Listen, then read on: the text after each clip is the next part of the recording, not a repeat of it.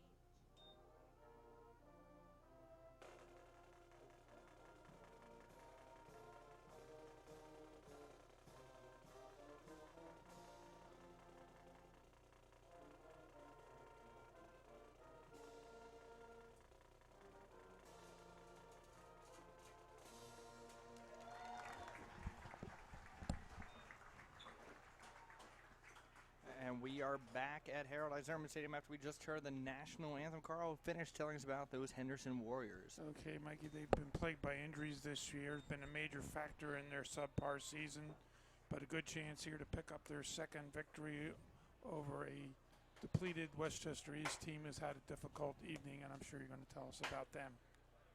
That's right, the Westchester East Vikings come in at 0-7, 0-4 in conference play under first-year head coach Scott Stevens. It's East's fourth coach in 8 years. As you said, Henderson some injury troubles. The Vikings as well. They came into the season after making the playoffs last year just like Henderson. They knew that their star player was going to be Jerry Cooper, but he has been injured for the majority of the season. So it's kind of hard when you know you're going to have that guy to count on, and he's hurt. But Cooper back tonight. Westchester East last week fell to Coatesville 63-14. They're generally scoring 10 points a game while giving up 41 against a Henderson team that will be receiving the opening kickoff. Ball is caught at the 12.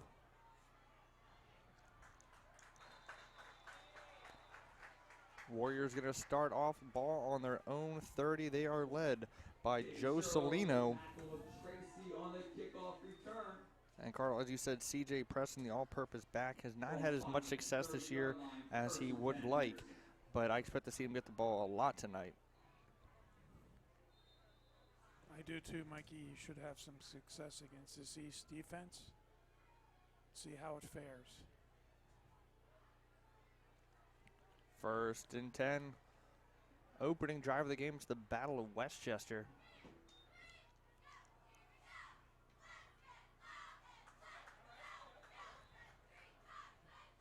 Good gain on first down for Preston. We are going to see him get it a lot tonight. And Carl, it's a team with one win versus a team with no wins, but it is a rivalry game, and that means these teams want it.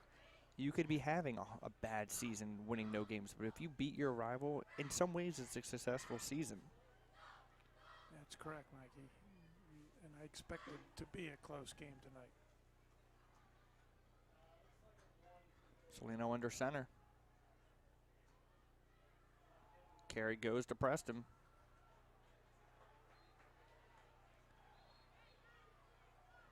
Things you have to look for in rivalry games: penalties early on because of nerves, maybe some foolish penalties because of people getting into it after plays. So discipline is going to be key.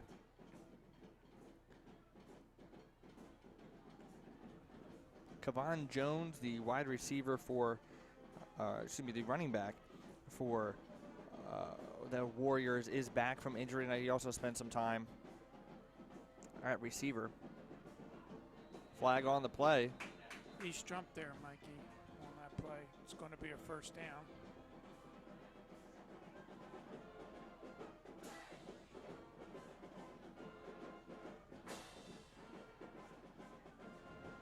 And you are correct, Carl. It is offsides, giving the Warriors a first down. Penalty results in a Warrior first down. First and 10, Henderson, ball at the 42-yard line. First and 10, ball on the 42. Salino in the shotgun. Preston with the carry, runs into a lineman. I like Preston going to the outside with his speed, Carl. They've had him go up the middle primarily tonight. Preston for very little gain. Yeah, so far he's doing a good job on those runs up the middle. It's a minimal gain of 2 yards there. The closest game this season that the Vikings had was the opening game of the year against Council Rock North. They fell 14-13. Every other game has been a loss by a large margin. Shotgun formation, 2nd and 8. Preston with the carry. He tries to take it to the outside. Nice job by the Viking defense. It is their homecoming night. Blake Tucker on the stop. Obviously, Henderson feels they can run the ball up the middle on East, and so far East is stopping them. Nice tackle by Malik Tucker there. Good tackle, good pressure. The line's holding so far.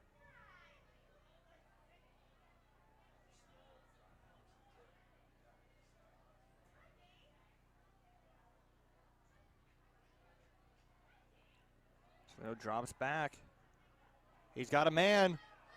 Incomplete. The pass was intended for Kevon Jones. They had him, Carl. Had him out there. Kevon just couldn't trace it down. Brings up 4th down. And a big play for East. A good stop. And they're going to get the ball here. Back deep for the Vikings, number 2, Kyle Chickanowski. So the Vikings defense gets a stop. Nice momentum booster for them.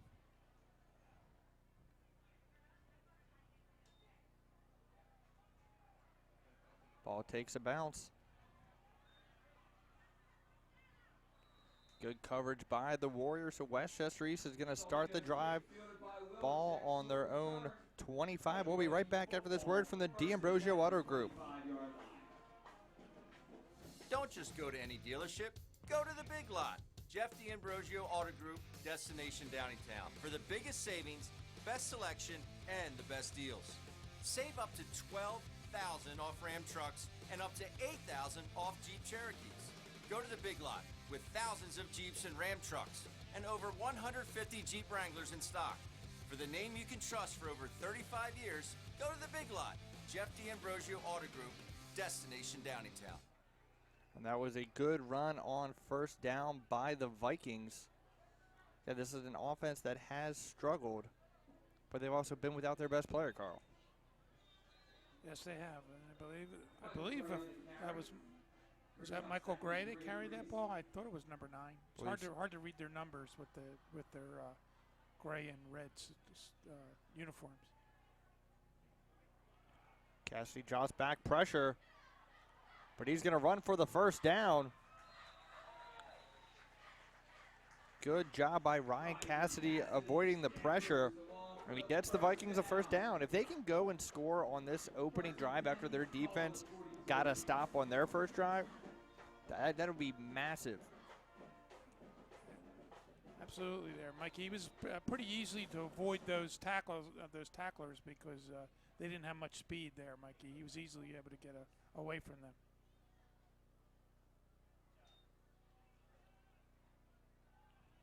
Pass is incomplete. Ball is overthrown. Cassidy's pass falls incomplete. Not the best throw there, Carl, but it's early in the game. It's good they're trying to mix it up a little there, Mikey, but the throw, that was an uncatchable ball there. So you just completely overthrew him. I know Cooper's coming back from injury, but he was expected to be the workhorse back. Do you just give him the ball a lot tonight, or do you want to ease him back in since he has been injured? Right now they throw him a screen pass. Jared Cooper nowhere to run. Nice job by the Warrior defense. When we saw, this is our third time seeing Henderson this year. The first game, a great game against Oxford. If you haven't seen it, go to YouTube, go to ChesmontFootball.com, go to 3CTVLive.com, watch that game. It came down to the final drive of the game.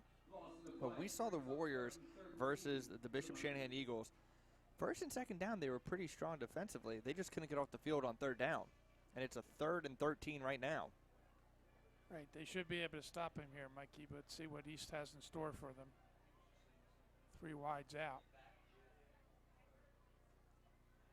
Low snap. Handoff up the middle. Going to be well short of the first down. The carry by Kyle Chickanowski, the sophomore. A lot of young guys on this team, as we said in the pregame. East lost a lot of seniors from their playoff team last year. Number 4, Ian Tracy on the return. I expect this to be a low-scoring game, Mikey. Low snap. Tracy back to return the punt. He's going to let it bounce. Oh, then he picks it up anyway off the bounce. The Warriors are going to start this drive, their second of the game at their own 20-yard line. We'll be back after this word from Beaver Creek Tavern. Whether looking for the best burgers in Chester County, a place to host your private event, or a relaxing place to enjoy daily food and drink specials, Beaver Creek Tavern has you covered. Serving classic American fare with gluten-free and vegetarian options available. To get the party started, go to 1350 Bondsville Road in Downingtown or call 484-593-0481. We'll see you there. We are back at Westchester East as Henderson's starting their second drive at their own 20. Not much room to run there. Carl, that punt was returned by Ian Tracy. Had the pleasure of talking with his father before the game. Always like to hear about different athletes. You know, are they just playing football? Do they do other things? Tracy also plays for the Warrior baseball team, plays center field and first base. Love multi-sport athletes because a lot of these players also play offense and defense. A great athleticism for these high school athletes.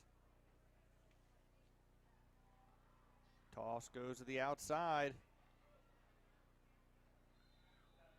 Kevon Jones on the run. You suggested, Mikey, that they go outside, and that's the first time they did and had a lot of success, as they've been unable to move the ball up the middle. Bringing up a very manageable 3rd and 1.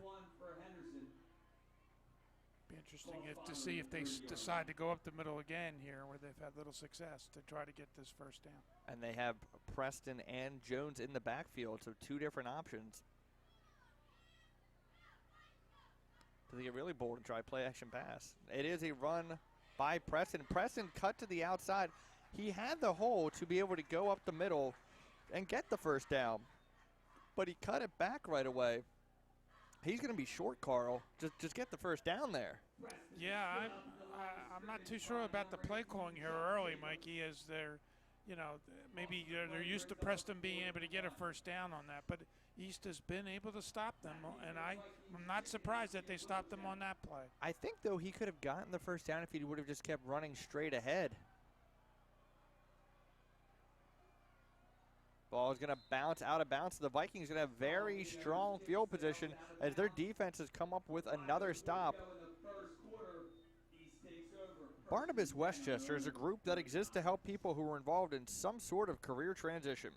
Whether you're unemployed, underemployed, returning to the workplace after a long absence, or maybe just thinking about switching careers, we're here to help you. Barnabas Westchester meets in the community room of Providence Church located at 430 Hannam Avenue in Westchester every Monday morning from 6:30 to 7:30. Everyone is welcome to attend. For more information, go to barnabaswc.org. Second drive for the Vikings gets started with a run.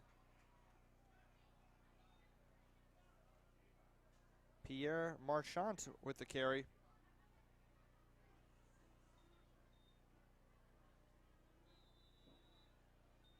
Marchant's carry picks up 2nd and 5. Carl, good gain on first down. Yeah, very nice play there. Looks like they had too many men on the field. I'm surprised they didn't get whistled for that. Shotgun formation. Cooper with the carry. He's going to have enough for a Viking first down. Solid run by Cooper. I was reading about his numbers from last year. I remember seeing him in past years. And everything I was reading about coming into the season was saying, we know that Cooper is going to have to lead us. We're hoping other guys are going to be able to perform to take some of the load off of him. But boom, he gets hurt early in the season. And as you can see, their point totals after the first game, they had 7 points, 7 points, 10 points, 14 points, 7 points, 14 points. Dropping back to pass, thrown deep down the field. Pass is complete. What a grab. Finally being drugged down at the 9-yard line. Michael Gray. Carl, great decision by Cassidy. He had a man open for a shorter route, but he decides to go deep, put it where only his man could get it, and Gray with a phenomenal grab. Yeah, it wasn't the most beautiful pass, Mikey, but it certainly got there on time. And a very nice catch by Michael Gray there. He had to go up and get it. His two hands secured it. Beautiful play. Yeah, the Warriors were not going to be able to get a handle there. It was put perfectly where only Gray could get it, but it was still a tough grab. Huge play for the Vikings. Cutting it up the field and being tackled at the 1-yard line. Kyle Chickanowski. As we said, Carl, doesn't matter what your record is. When it's a rivalry game, you're giving it your all. Absolutely, Mike. And that was a nice run by Chickanowski there. He almost took it in. I'm expecting to see Cooper get the carry here. First game back from injury.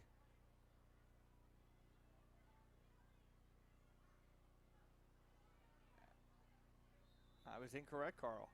That was Chickanowski on the carry. I think I've made it known on some of our broadcasts, Carl, that I am a Chicago Bears fan. I remember when Lovie Smith got hired. First thing he says in the press conference, I want to beat the Packers. You want to beat your rival. Yep. And that is a first down, Mikey, by the way, so it's 1st and goal at the 1. That's right, I misspoke on the previous play. 1st and goal. Ball on the 1. They seem to be confused, Mikey, about what to do here. Well, they got it set now. That is Cooper on the carry. He's going to go in for the touchdown. 1-yard touchdown run, Jared Cooper. They gave it to him one play after I said they should have, but the result is what I was expecting when I said to give him the ball. Jared Cooper gives the Vikings an early lead against the Warriors. Carl, that entire drive, though, set up by the great play between Cassidy and Gray. That's correct, Mikey. And a good job of running the football on that drive also, Mikey, as they had all positive plays.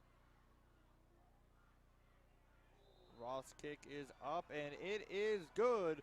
Westchester East leads Henderson 7-0 with 2:49 to go in the first quarter.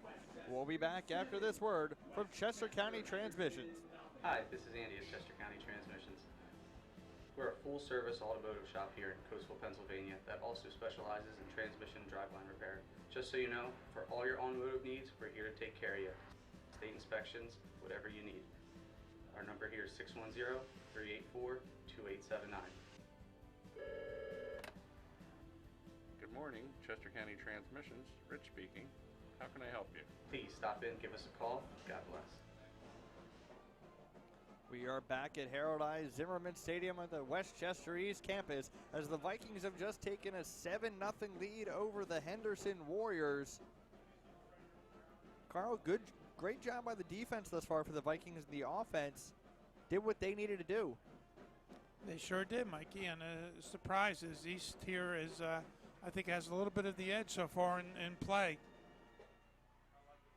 That's Preston on the return. Well, Carl, we said having Cooper back was going to make a difference. He gets the touchdown on that drive. Some ways it is confidence. Again, they expected coming into the season we're going to have Cooper. He's going to be our leader. He's going to be our do everything back. He gets hurt. You get him back tonight, you're thinking, okay, this is what we were expecting this season. 1st and 10, ball the 34 to the Warriors. Try and get a little bit more going in the passing game, as the runs up the middle have not been successful, and they haven't tried running outside, save for one play maybe. And it's the option. Big run by Salino. He's into Viking territory. He's inside the 30, down to the, see if they mark him out of bounds at the 25. Yeah, Mikey, they moved it back to the 26, but he did the read option there, and as you saw in the game last night with the Eagles, Cam Newton was able to run that successfully, and that time he read it perfectly as they all went to Preston, and Salino went down the sideline for a big game. I thought it was strange that the referee that was closest was letting the referee who had the ball spotted. I thought he was at the 26, but the ref further away put it at the 25. The other ref was, no, that's at the 26. Right. But they ran to the outside, Carl, like we said. Right. They've been successful both times they've done that. Preston run up the middle. And I remember in that game where Henderson played Shanahan, again, that game can be viewed on YouTube. Just type in Chesmont football. It was a couple of nice option plays that kept the Warriors in that game in the early going. Now, the problem with the option is that if you wait to pitch a little too late, there's a risk of fumble or a big hit on the guy receiving the pitch. Well, I believe Henderson came out a little too bland in their play calling in the beginning there, Mikey, and now they're starting to mix it up a little bit better. 2nd and 6, ball on the 22. There's a toss to the outside. That's Kevon Jones. Carl, they go to the outside. They get good yardage. That's another Warrior first down. That's the first time they've gone to the left, Mikey, there, and that worked just as well as Kevon Jones showed you his quickness and athleticism there, getting the first down. If you know you have the speed in the backfield, speed doesn't always equal power, so use what you got. 1st and 10, ball on the 11. 1:25 to go here in the first quarter. Vikings lead the Warriors 7-0. It's Preston with the run up the middle.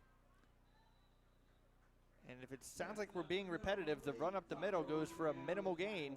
Yeah, I just think, Mikey, that, in the run game, you have to keep the players honest on the defensive side. If they don't think that you're going to run the ball up the middle, that allows other things to work. So, like the read option. And that was Tucker on the tackle again, talking with a student from Western Streets before the game. We said, hey, Malik Tucker's going to have some tackles tonight. It's the second time we've called his name. Salino takes it in for the touchdown. 9-yard touchdown run. Joe Salino. We're an extra point away from a tie game. Yeah, again, Mikey, that read option again, and Salino read it perfectly, and easy score on that play because nobody touched him because everybody thought Preston had the ball, and it's why we talked about why you run the ball up the middle even if you're not having a lot of success. Good drive for the Warriors. The extra point is up, and it is good. Henderson has tied it with 39 seconds to go here in the first quarter. It's the Chesmont Game of the Week on ChesmontFootball.com. And folks, got a rivalry game for you tonight after we had the great rivalry game last week with Downtown East and Downtown West. And next week, what a matchup we've got for you. It's Coatesville at Downingtown East. That game looks like it's going to be for the Chesmont National Division crown, as Downtown East has, coming into tonight, no losses. Coatesville with 1 loss. So it's going to be a great matchup between those two next week. And then coming up October 27th, it's Bishop Shanahan at Coatesville. And hey, got a business looking to advertise during the Chesmont Game of the Week? Give us a call at 610-269-5000. Nice job answering by the Warrior offense there, Carl.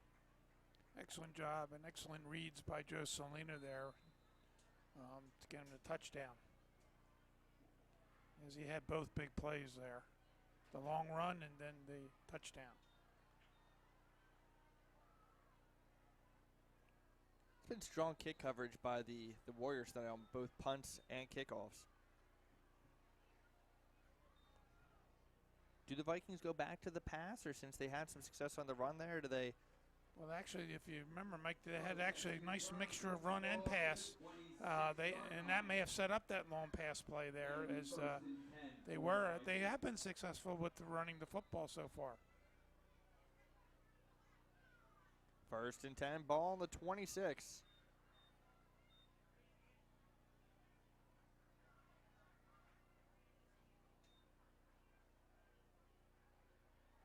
Going to be a run up the middle by Cooper. It was a very low snap. Cassidy's knee almost hit the ground before he was able to hand it off. Jared Cooper on the run, very little room. Picks up 1. 2nd and 9 for the Vikings. Carl, that might be the last play of the first quarter. There is no play clock at Harold I. Zimmerman Stadium, but they're still in the huddle. And that is going to do it for the first quarter.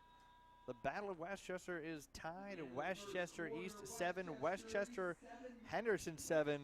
We'll be back with second quarter action after this word from the Flying Machine Cafe. Tell us a little bit about your restaurant. Well, we have a restaurant on the field here called Flying Machine Cafe, and we've been here since 1997. It's a full-service restaurant, breakfast, lunch, dinner. You have an excellent view of the airfield and aircraft. And I know that you guys got some of the best French onion soup that could be made in the world. So don't forget, come down and have lunch. See Mike, the owner. He might even give you a discount. Never can tell. We are back at Westchester East High School as the Vikings look to take the lead back. They had a touchdown run by Jared Cooper, but then it was Joe Salino tying it back up for the Warriors. Carl, it's been a very competitive game, and we thought coming in that was going to be the case. It was two teams that have struggled this year, but they both want this win. Yeah, so far good, pretty good game here, Mikey. No turnovers yet. And see what East could do now with 2nd and 8.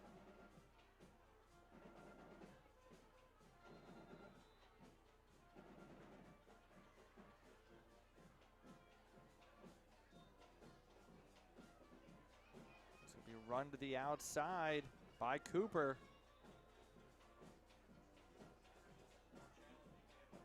Cooper on the carry. Jared showed good running ability. As he saw there was nothing inside, he broke it outside and got about 4 yards. Looking at the Downingtown West game, Will Howard had a 64-yard touchdown run to tie up that game for the Whippets.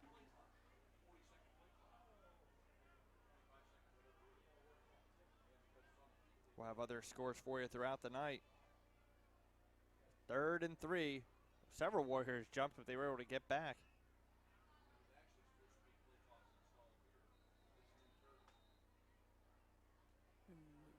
There might be your delay game, Mikey, but we can't tell. And I believe it is. I actually just heard there was originally supposed to be play clocks installed when they did the new turf here, but that did not happen for some reason. Back up the Vikings. Coachville leading their game 7-0. Aaron Young with a touchdown run. No surprise there. It's a 55-yarder. That's Coachville versus Avongrove for that matchup.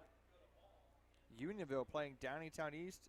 East leading that game 14-7. It was Alex Gorgon to J.T. Hauer. 56 yards, keeping Unionville within 7 points. Nice job with the run after the catch. Still going down the field. That's Michael Gray. Gray's having a great night, Carl. He sure is, Mike. Making his case for the D'Ambrosio Auto Group player of the game. Absolutely. That's 2 big plays by Michael Gray. And great job of running after the catch, Mikey, as he was a load to bring down. And speaking of yards after the catch, just to finish talking about that Unionville Downtown East game, in that game, Brasir Stocker had a 35-yard touchdown reception. Phenomenal player. We got some good running backs in tonight's game, Carl. Yep. Not much room to run there, though, for Kyle Chickanowski. But I know we just mentioned running backs, but I've been really impressed with Michael Gray, the junior wide receiver. Yeah, Yeah, I'm not sure we haven't seen a lot of East this year, Mikey, but certainly we've seen out of those two plays by Gray how how he can get open, and also how he is able to move with that when he gets the football. So I would use him as much as possible. Get the ball in his hands. Maybe try him on a bubble screen or something. Play action pass. Good pressure in the backfield. Cassidy avoids the sack. And just a great job to get any gain there. He should have been tackled 10 yards in the backfield. Instead, he picks up round 3. I agree. It's a good job. Good job by Cassidy there, as he was able to get something, out of nothing. He picked up 3. Right, and it makes it a more manageable third down than it would have been. 3rd and 8.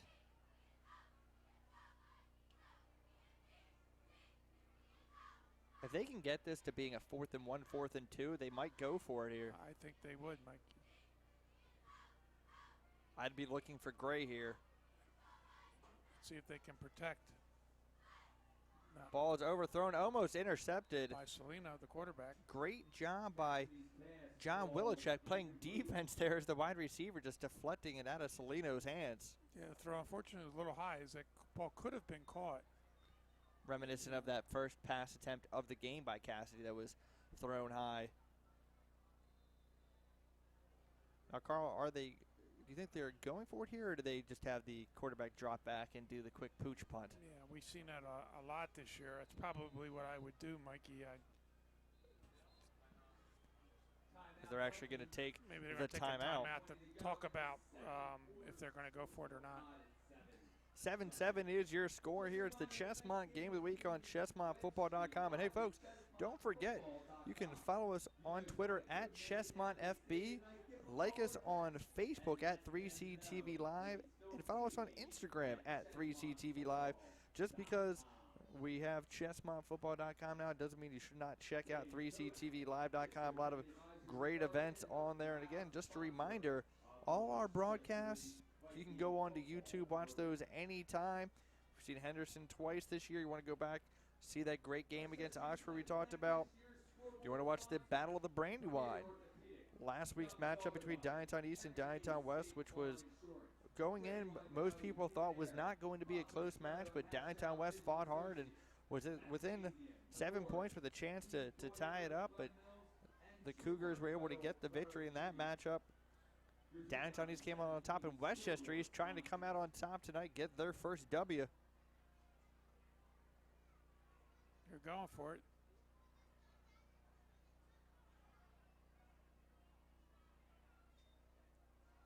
Dropping back to pass. Big hit taken by the quarterback. That looks like pass interference. And 2 refs throw the flag, and that is an obvious cause. The receiver went up to catch the pass, and he was just pulled back.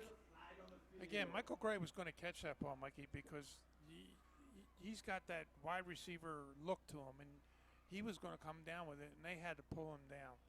So, Ian Tracy, even though he's a very good athlete, he was stuck there. Even though the ball was kind of wobbly and all, it was going right to Gray. And the fact that there was 2 refs throwing that flag lets you know the ref that was behind the play, the ref that was in front of the play, both said, no, that's a penalty. We do have a Viking player down. The players are all kind of kneeling in front of him, Mikey, to wish him well. So now coming to the sideline, talk to first-year head coach Scott Stevens. That was big for them to get that pass interference because it gives them the first down. Correct, and we talk about whether they should have gone for it at first. We got to remember they are an 0-7 football team, and you're going to have to do some things if you want to win a football game. And one of them is maybe gamble a little bit. But you're not gambling when you go to Michael Gray tonight because he has been the star of the game so far. Very true, Carl. And again, you said trying to get their first win. Henderson got their first win last week against Kennett. Kennett currently trailing Oxford right now. And again, when we walked into that Oxford-Henderson game earlier this year, we didn't really know what to expect from Oxford. We were expecting C.J. Preston doing pretty much whatever he wanted in a strong Warrior defense. We were surprised walking out of that game, but it's been a very strong Oxford team this year. Henderson, as we said, had some injury trouble, but they do have Kevon Jones back tonight. Can their defense get a stop? 1st and 10 Vikings. Chickanowski with the carry. A nice game there on 1st down, Mikey, as he gets inside the 15-yard line down to the 13. I'm sorry, that's to the 17. I'm sorry. But they're 2nd and 7. Vikings continue to drive ball. 8:50 to go in the first half. 7-7 is your score.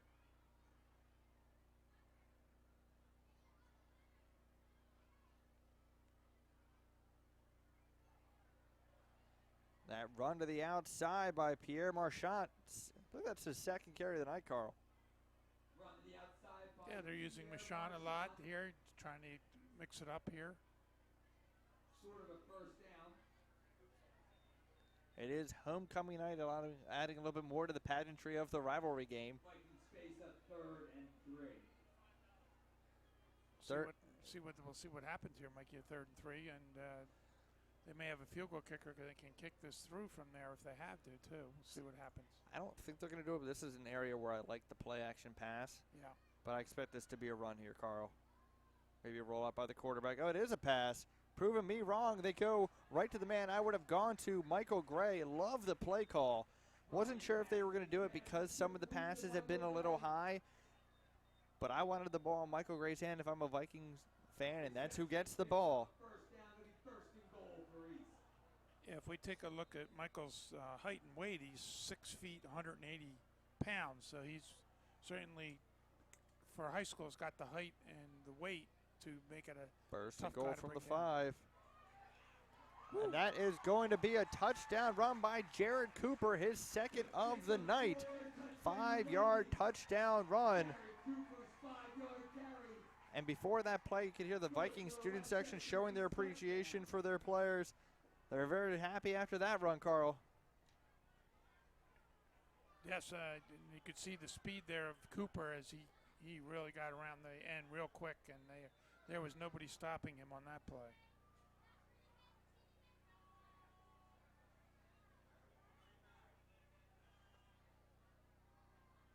So we await the extra point.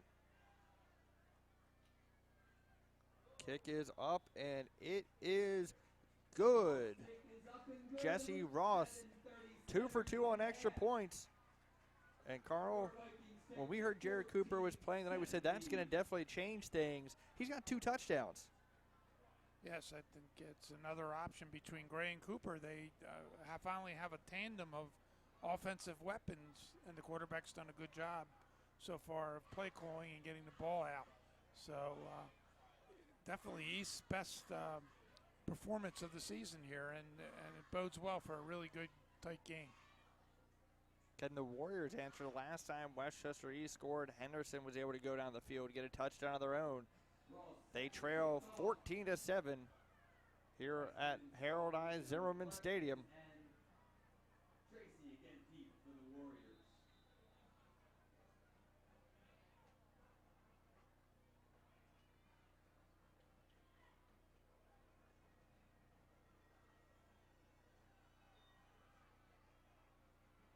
That's Preston on the return. Great return there by Preston. It's not the guy you want to get the ball in the hands of when you're kicking, and especially that's such a short kick, Mikey. A guy who knows what to do with the ball when he gets it. They're going to have good field position here, up all the way up to the 43-yard line, their own 43. Do you give it to Preston, or do you keep trying to just do the option, Carl? Well, I think they're going to continue with what they're doing. They'll send it to Preston up the middle and then either do the read or, go to Tracy. They'll mix it up. Great first down run by Jones. They went to Kevon Jones off tackle there. And, again, a good burst of speed. Getting 9 yards. Excellent first down run by Kevon Jones. Kayvon Jones on the carry. Short of the first down marker, however, brings up Second and 1, 7 minutes to go in the first half. Warriors trail 14-7. It's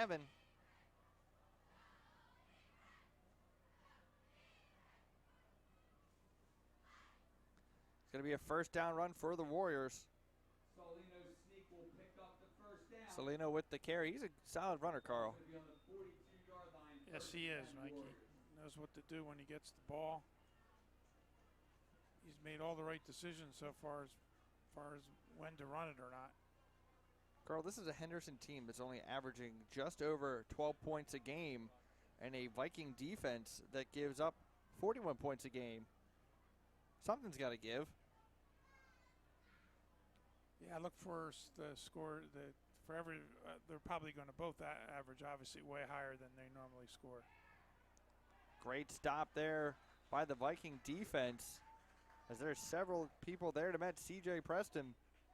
Hey, Carl, we were expecting a low-scoring game, but the way the offenses are firing tonight, we did not know what to expect when we saw Michael Gray. We hadn't seen him play at all this year, but he's had a great night. Cooper looking like his old self. Yeah, Mikey, I think this is going to be a score that we could see in the high 20s, even 30s tonight. And Salino's made some big plays. We're waiting to see Preston, as he had a good job there on the kickoff return. Again, I know those plays to Preston aren't working, but there's a reason why they're doing them, Mikey. So he takes the ball up to the 42. Going to bring up a 3rd and 9.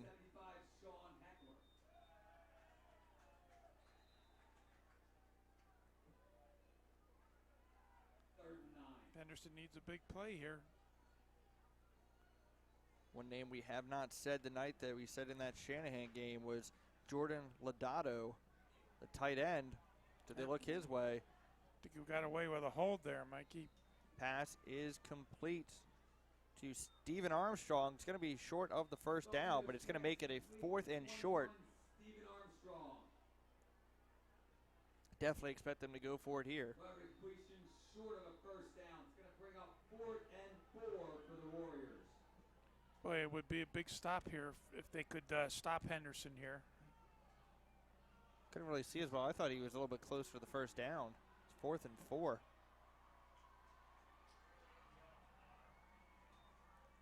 Salino, pass is complete for the first down. He's tackled out of bounds. Flag on the play, Mikey.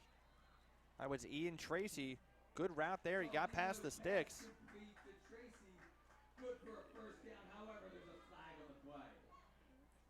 Very Warriors well. look like they're going backwards. Yeah, very well. Very well. It's okay. Very well executed play there, Mikey. Unfortunately, a quick hold.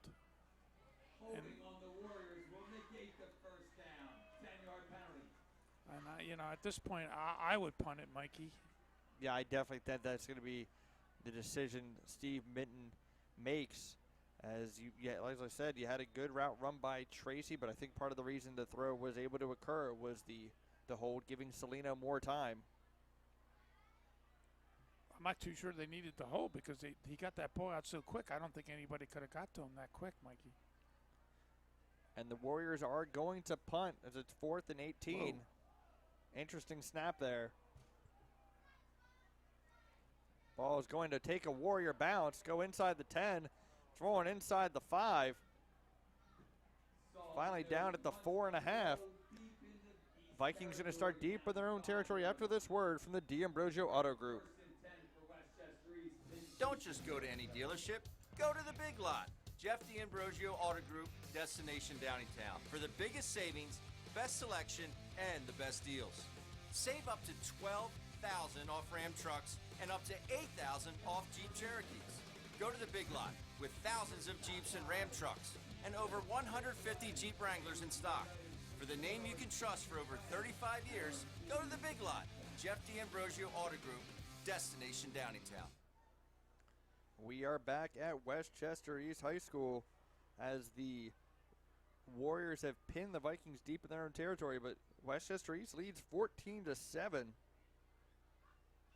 Carl, to continue with some score updates after this play.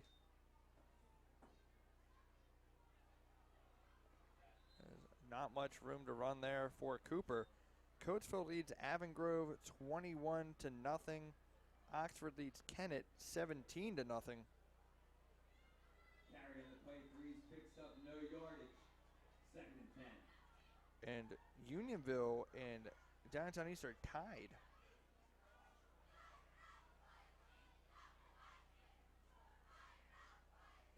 The Warriors were unable to tie it on their last drive, but can the defense get a stop? There's still plenty of time left in the first half, just under 4 minutes. Cooper with some room to run to the outside, and he's still going up the sideline. He's inside Warrior territory. He finally gets shoestring tackle by C.J. Preston, the opposing running back. What a run. Carl, as we said, as soon as we heard Cooper was playing tonight, we said, oh, this is definitely changing things. And you can tell why coming into this season, they were excited about Cooper's prospects. Yeah, that was a terrific run by Cooper there. As he kind of reminded me of Brian Westbrook on that play, Mikey, as he went around the end with great speed, but he had to break that initial tackle. And once he did that, a game-saving tackle by Preston there, as he was going to go for a touchdown. 1st and 10, ball on the 32. Run up the middle by Marchant. That was a great job just diving to make this stop by Preston, Carl. They're using Marchant kind of like the Warriors are using Preston, as a back up the middle, to get him them tough yards up the middle. But you're right. It's been the Jared Cooper and Michael Gray show tonight. 2nd and 8, ball on the 30. Under 3 minutes to go in the first half. Westchester East looking to extend their lead. As that ball is thrown out of bounds, Willichek, the intended target. I like the confidence they're feeling, though, trying to do the deep pass. Like the play call there, Mikey, but you can't score if you throw it out of bounds. Got to give the receiver a chance to come down with the ball, but you got to do it in bounds. But again, it was not put in a position where it could have been intercepted, so if you can't get to your guy, better for it to get to nobody. That's correct. 3rd and 8. Did they try and look for Michael Gray? I also did like that they tried going to a different target. Can't just go to Gray every time. The Vikings call a timeout. Barnabas Westchester is a group that exists to help people who are involved in some sort of career transition. Whether you're unemployed, underemployed, returning to the workplace after a long absence, or maybe just thinking about switching careers, we're here to help you. Barnabas Westchester meets in the community room of Providence Church, located at 430 Hannam Avenue in Westchester, every Monday morning from 6:30 to 7:30. Everyone is welcome to attend. For more information, go to barnabaswc.org or email us at info@barnabas.org. Our specialty is off-campus student housing for Temple University students and providing a wonderful experience for the student body. 3rd and 8, Carl. Today. Warriors have had trouble this season getting off the field in 3rd down. It's a screen pass to Cooper. Believe he's short. We're going to have to see the spot. So we see the referee signaling 4th down. Definitely got to go for this here. Yeah, that was a good call, Mikey, and it's a good tackle. And obviously definitely going to go for it here. This is where I like the good old-fashioned quarterback sneak, but we have seen it fail this year. Last week, in fact. Well, we're definitely in the shotgun, so no quarterback sneak. But a heavy backfield. It's going to be a timeout by Henderson, I believe. No, they're going to be East. I guess they want to make sure they get the right play call in. They may have been checking out Henderson's defense on that play, and now going to make another call. Timeout's going to be Westchester East, 3rd and final timeout of the half. That is their last timeout. The Warriors have all their timeouts left, and there is. Their timeout was taken by Henderson. Yeah, that, I'm trying to figure that out. Is they pointed towards Westchester East, but now the PA is announcing it was Henderson. They were looking at the Henderson coaches when they called a timeout, so not quite sure who actually called the timeout. Yeah, the scoreboard says it was the Vikings, but We're now also- they just moved the 3 to a 2, but they didn't change the Vikings. So Yeah, they pointed to east direction for it being their timeout, but they were talking to right, Henderson's coaching staff. because it made more sense. That's for Henderson to call a timeout here because it's Right. a big play. They need to stop them on this play. 4th and 1, ball on the 23. That's Cooper with the carry. He gets the first down and then some. Carl Cooper is one of those backs that, like Francis of Avongrove, like Preston has been for the Warriors, that he's just the guy you can count on. Yeah, big playmaker. That's what I call those guys. Aaron Young, just big playmakers. And having him back is huge for the Vikings. Cooper with the carry again. And Cooper is a senior, so you hate to see that he lost so much of this season. The Vikings have obviously struggled this year, but if he can come back, be healthy the final couple weeks of the season, and lead the Vikings to some victories, for sure Coach Scott Stevens will be very happy. 2nd and 6, ball on the 10, a minute 20 to go. It's Cooper with the carry again. Tries to take it to the outside. Driven out of bounds by Stephen Armstrong.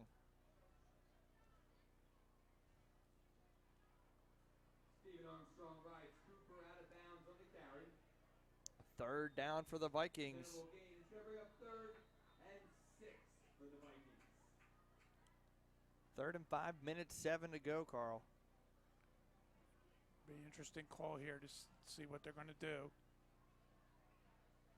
They've tried Cooper twice here on this last set of downs. Do they look to Gray maybe? Oh, the Oh, Warriors, the Warriors jumped. jumped.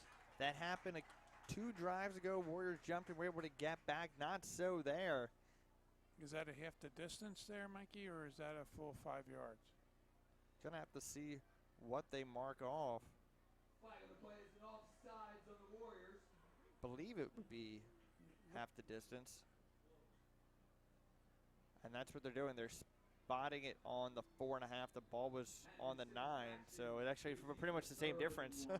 It's a 3rd and 1. And we have another timeout. This time it is Henderson.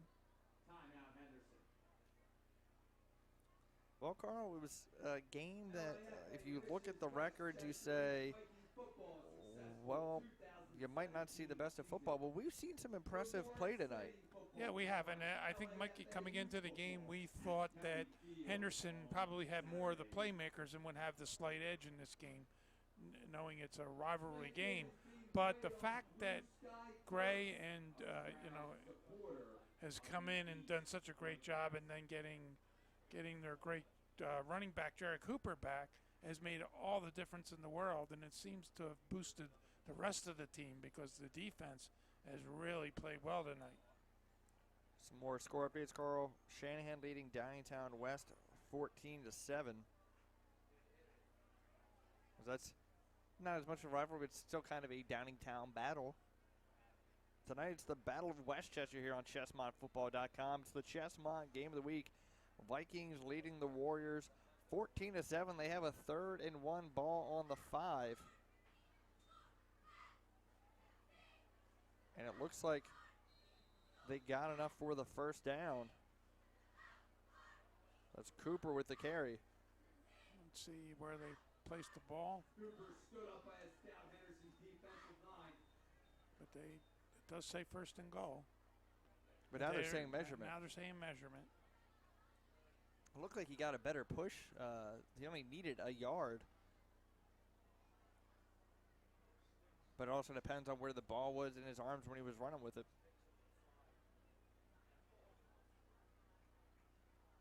Carry appears to be just Yeah, it looked short. like the However, there's going to be a measurement on the play.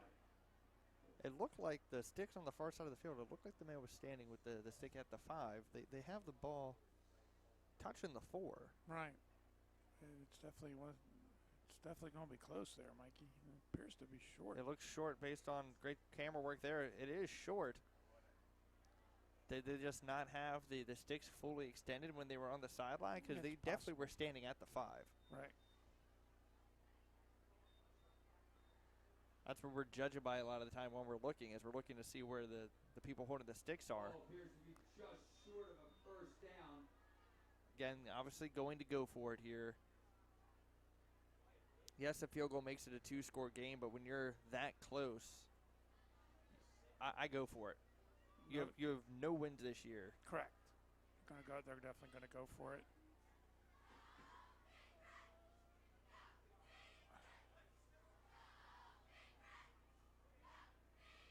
Fourth and inches.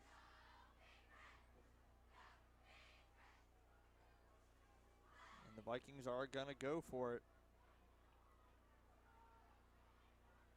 Shotgun formation again.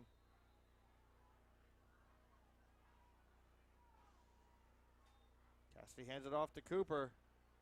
Got to push there, so it's definitely a first down. Good hard run by Cooper. Nice job by the offensive line, as you said, getting the push. First and goal for the Vikings. I'd give it to him again. 46 seconds to go. As the clock should be going here. There it goes.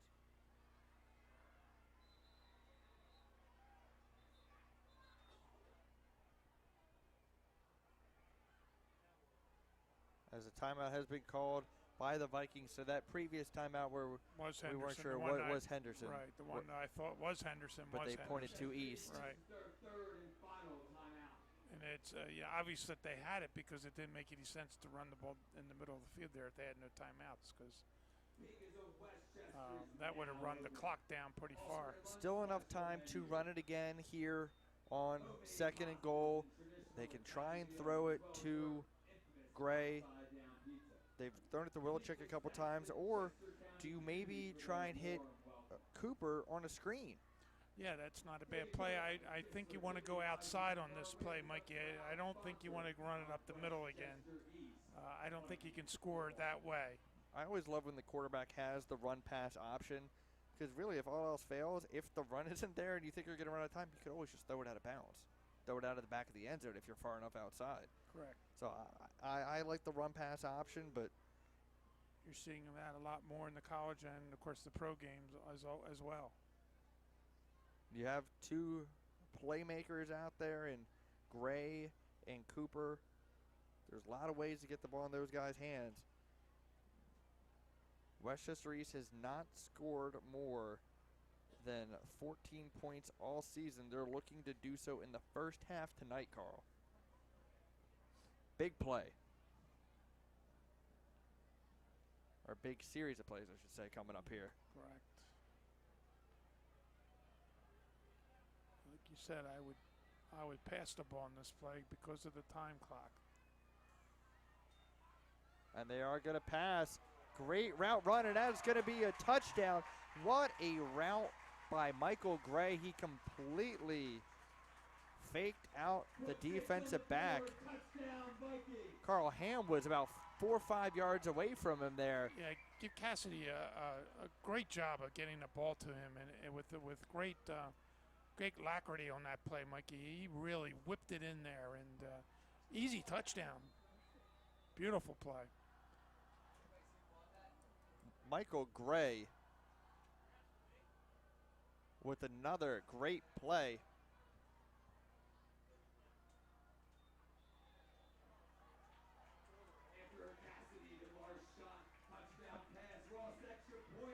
What a play by Gray.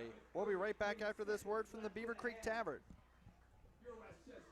Whether looking for the best burgers in Chester County, a place to host your private event, or a relaxing place to enjoy daily food and drink specials, Beaver Creek Tavern has you covered.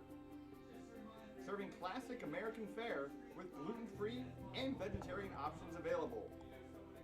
To get the party started, go to 1350 Bondsville Road in Downingtown or call 484-593-0481. We'll see you there.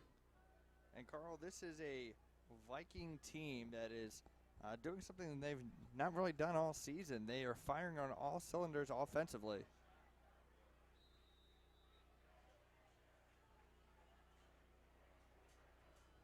Not much time left for the Warriors, but they're going to get good field positions. That kick has gone out of bounds.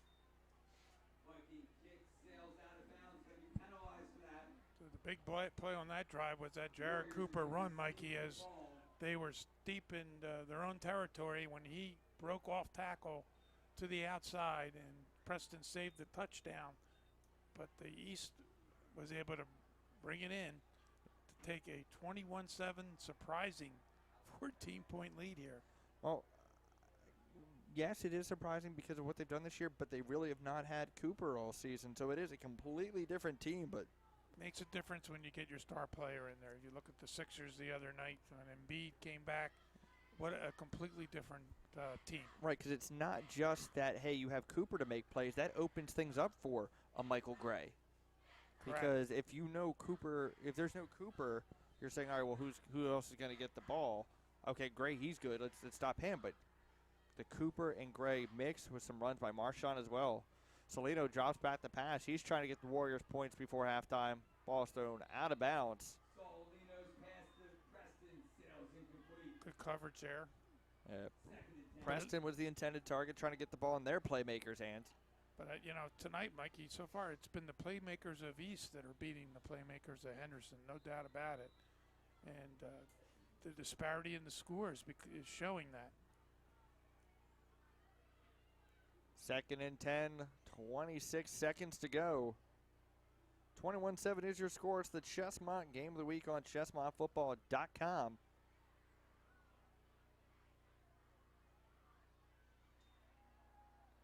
Pass is complete to Tracy. He takes a hit and keeps going. Nice job by Tracy, keeping his balance. Problem is that play call had the pass go to the middle of the field. The Warriors have to take a timeout. I'm surprised they did, Mikey, because of where they are on the field. Because you're almost now at 13.9, maybe 2 plays at the most. And either that was a delayed call on the timeout or the clock ran a little bit more than it was supposed to, because that play ended probably at about 15, 16 seconds. Mm-hmm. But or maybe they decided to call the timeout, right. a little bit after that.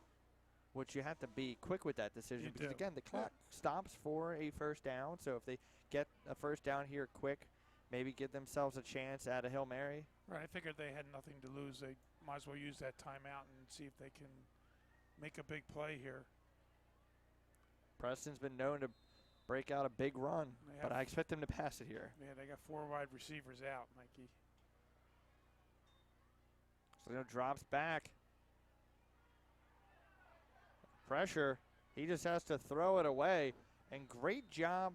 Didn't catch the number by there was a defensive lineman for the Vikings who ended up on the ground, got back up, continued pressuring Salino, and that's why that ball had to be thrown away. Yeah, now we're at the last play of the half here, Mikey, no matter what. And Salino, the punter, if I'm him, I don't even risk this play being able to be returned. You catch the punt, you run around a little bit, and you take a knee. You do not give the Vikings a chance to return this punt. And it wasn't on his intention. The clock stops anyway. 21-7 is your score, but they actually were going to try and punt that. He lucked out, I think, that he dropped that snap. It was caught by a Viking, but his knee was on the ground. There was no time left on the clock.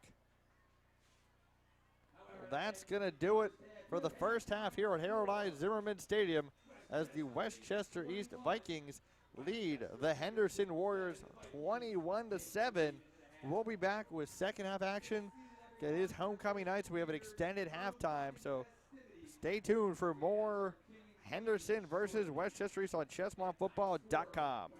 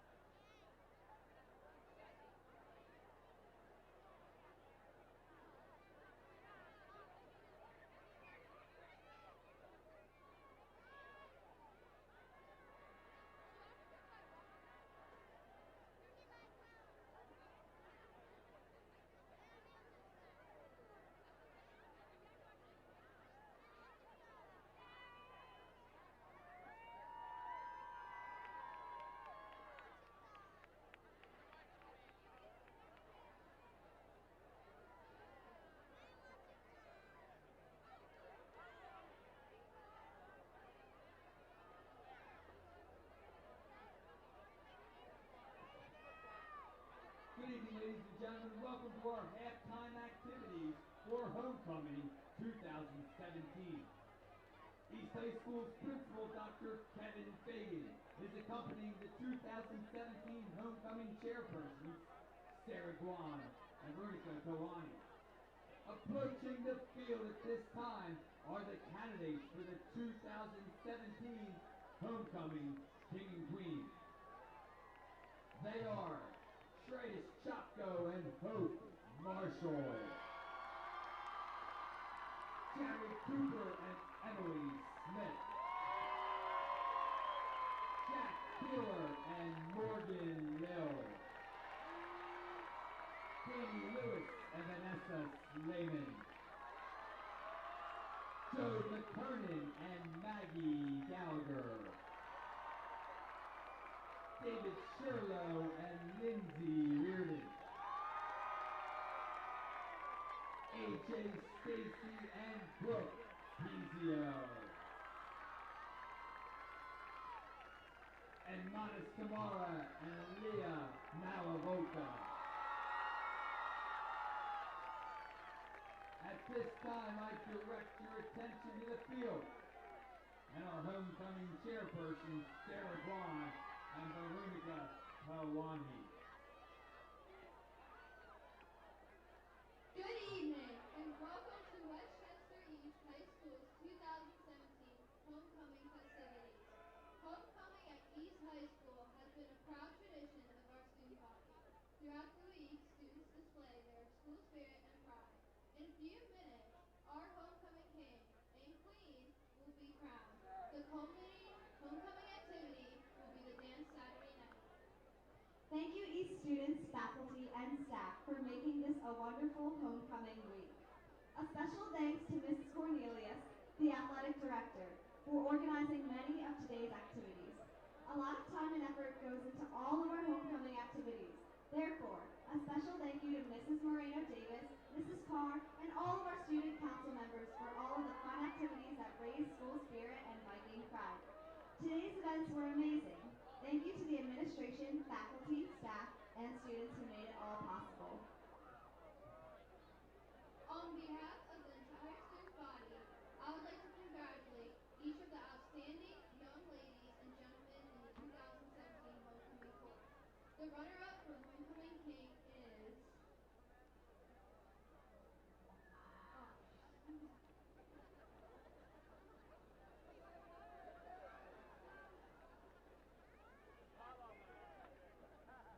Shreyas Chapko!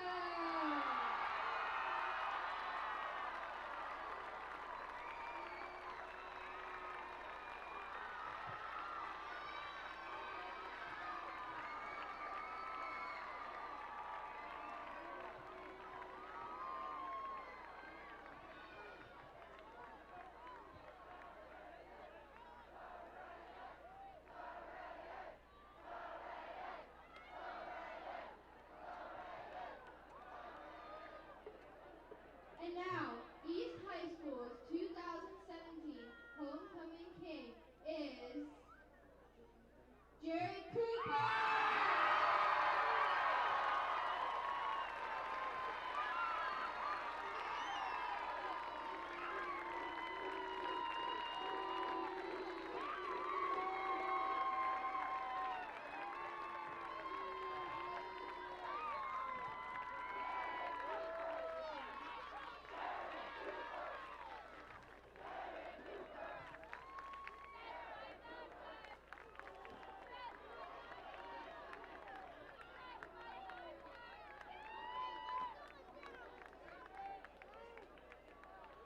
At this time, it gives me pleasure to announce the results for Homecoming Queen. The runner-up for 2017 is Maggie Gallagher.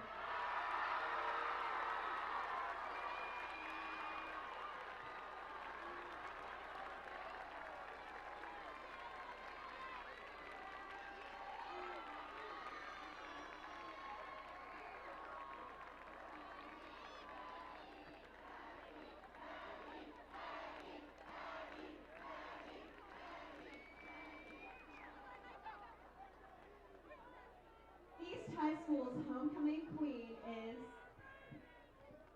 Morgan Lill.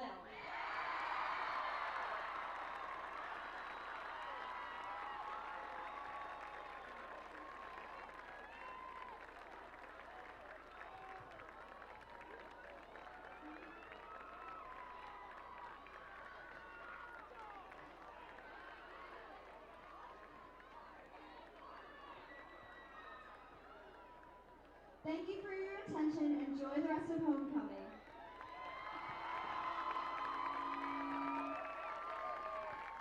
Once again, congratulations to this 2017 homecoming court, and especially our king, Jared Cooper, and our homecoming queen, Morgan Lill.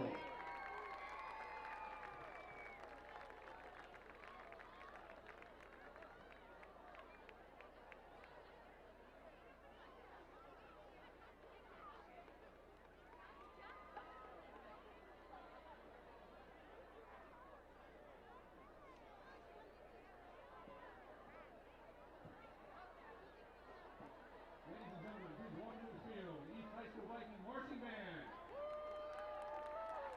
The band is led onto the field by drum majors Sarah Vaughn and Sean Henderson. Student leadership includes woodwind captain Sammy Topka, brass captain Michael Barrera, percussion captain Phil Watson and Connor Stewart, pit captain James Schaefer and Alex Lyle, and color guard captain Brianna Bowers.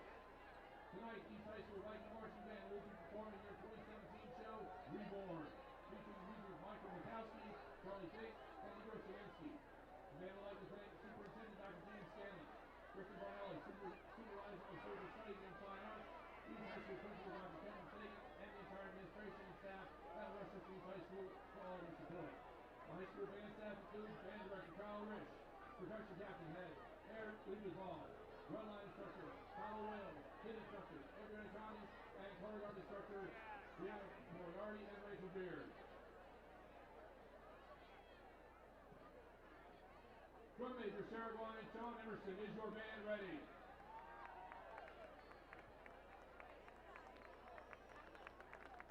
Performing their program, Reborn, East High School Viking Marching Band.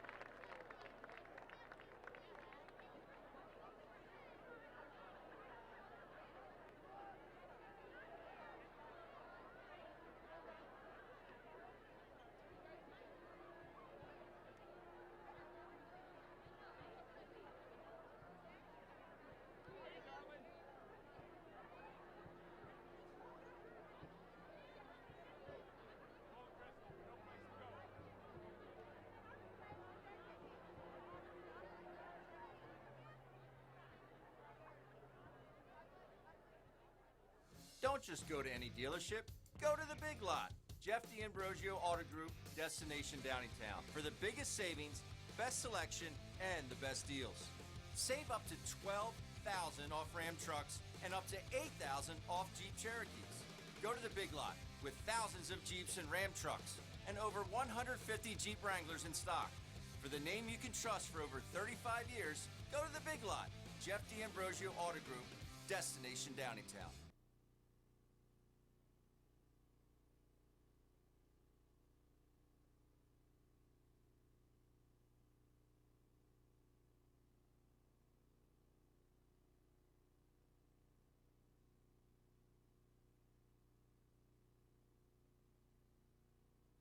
Whether looking for the best burgers in Chester County, a place to host your private event, or a relaxing place to enjoy daily food and drink specials, Beaver Creek Tavern has you covered. Serving classic American fare with gluten-free and vegetarian options available. To get the party started, go to 1350 Bondsville Road in Downingtown or call 484-593-0481. We'll see you there. Hi, this is Andy at Chester County Transmissions. We're a full-service automotive shop here in coastal Pennsylvania that also specializes in transmission and driveline repair. Just so you know, for all your automotive needs, we're here to take care of you. State inspections, whatever you need. Our number here is 610-384-2879. Good morning, Chester County Transmissions. Rich speaking. How can I help you? Please stop in, give us a call. God bless. Tell us a little bit about your restaurant. Well, we have a restaurant on the field here called Flying Machine Cafe, and we've been here since 1997. It's a full-service restaurant, breakfast, lunch, dinner. You have an excellent view of the airfield and aircraft. And I know that you guys got some of the best French onion soup that could be made in the world. So don't forget, come down and have lunch. See Mike, the owner. He might even give you a discount. Never can tell.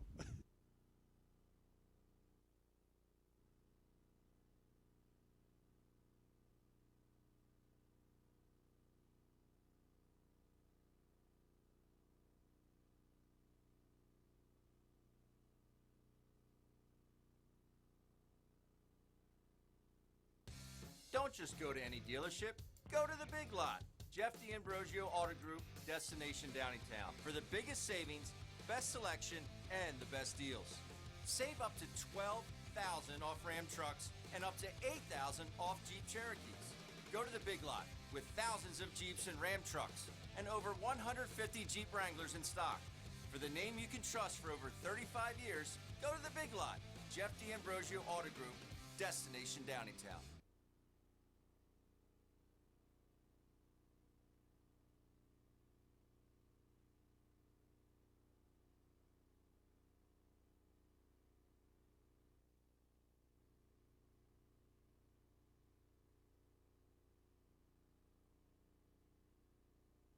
Whether looking for the best burgers in Chester County, a place to host your private event, or a relaxing place to enjoy daily food and drink specials, Beaver Creek Tavern has you covered. Serving classic American fare with gluten-free and vegetarian options available. To get the party started, go to 1350 Bondsville Road in Downingtown or call 484-593-0481. We'll see you there. Hi, this is Andy at Chester County Transmissions. We're a full-service automotive shop here in coastal Pennsylvania that also specializes in transmission and driveline repair. Just so you know, for all your automotive needs, we're here to take care of you. State inspections, whatever you need. Our number here is 610-384-2879. Good morning, Chester County Transmissions. Rich speaking. How can I help you? Please stop in, give us a call. God bless. Tell us a little bit about your restaurant. Well, we have a restaurant on the field here called Flying Machine Cafe, and we've been here since 1997. It's a full-service restaurant, breakfast, lunch, dinner. You have an excellent view of the airfield and aircraft. And I know that you guys got some of the best French onion soup that could be made in the world. So don't forget, come down and have lunch. See Mike, the owner. He might even give you a discount. Never can tell.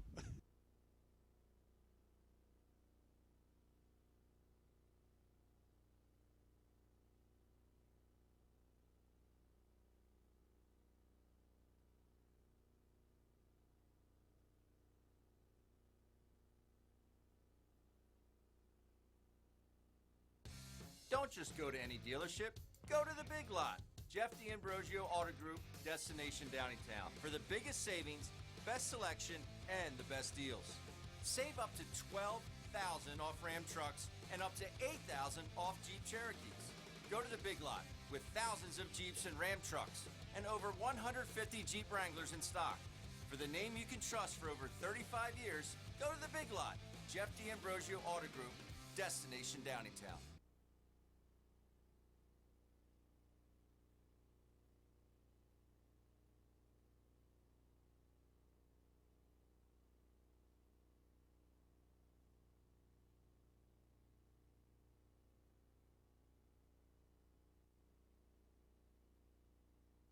Whether looking for the best burgers in Chester County, a place to host your private event, or a relaxing place to enjoy daily food and drink specials, Beaver Creek Tavern has you covered.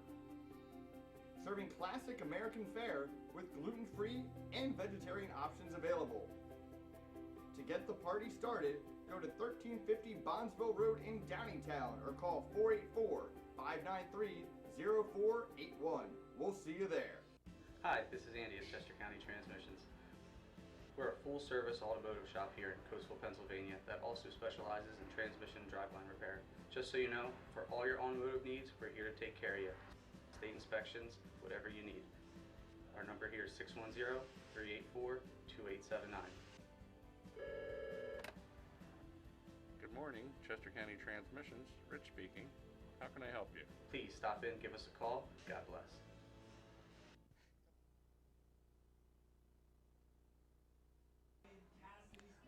Good evening, football fans. Welcome back to the Chesmont Game of the Week on ChesmontFootball.com. It's the Westchester East Vikings leading the Henderson Warriors by a score of 21-7. Carl, give us a recap of the first half scoring. Okay, Mikey. East got him on the board with a touchdown run by Jared Cooper. It was a 1-yard run, and it was set up by a long pass to Michael Gray. They got him down there, 7-0. Then Henderson was able to tie it. Again, it was a long run by the quarterback Salino that set it up, and then Salino ran it in from 9 yards out to tie it at 7. The second quarter was all East as Jared Cooper again running it in from 5 yards out to give him a 14-7 lead. And then it was a long run by Jared Cooper that set up the 4-yard touchdown pass to Michael Gray. They gave East a 21-7 lead at halftime. And Carl, what a night it's been for Jared Cooper coming back from injury. He has 2 touchdowns tonight. He's the large reason why his team has the lead. He was named Homecoming King tonight, Carl. So Homecoming King and 2 touchdowns, and you still have a half of football left to play. And I know what he's most concerned about. Homecoming King, that's nice. Scoring 2 touchdowns, that's nice. He wants to end his Viking career with one last win over Henderson. I know they have a couple games left this year, but it's the last time they're going to be playing the Warriors. And I read year after year guys saying, oh, you know, when I was a freshman, we lost to this team, and I knew I wanted to win every other time we played them, or saying, you know, hey, I wish we could have beat this team one last time. So for the Vikings, not only would it be their first win of the year, it's a rivalry win. It wins just so much more. It's going to be an interesting half because Henderson, save for a couple of nice plays by Salino, they had trouble getting things going in the first half. Yes, they did, Mikey, and it was a good job by East defense, especially on plays up the middle as their defensive line held real stout. And the passing game for Henderson was pretty much nil.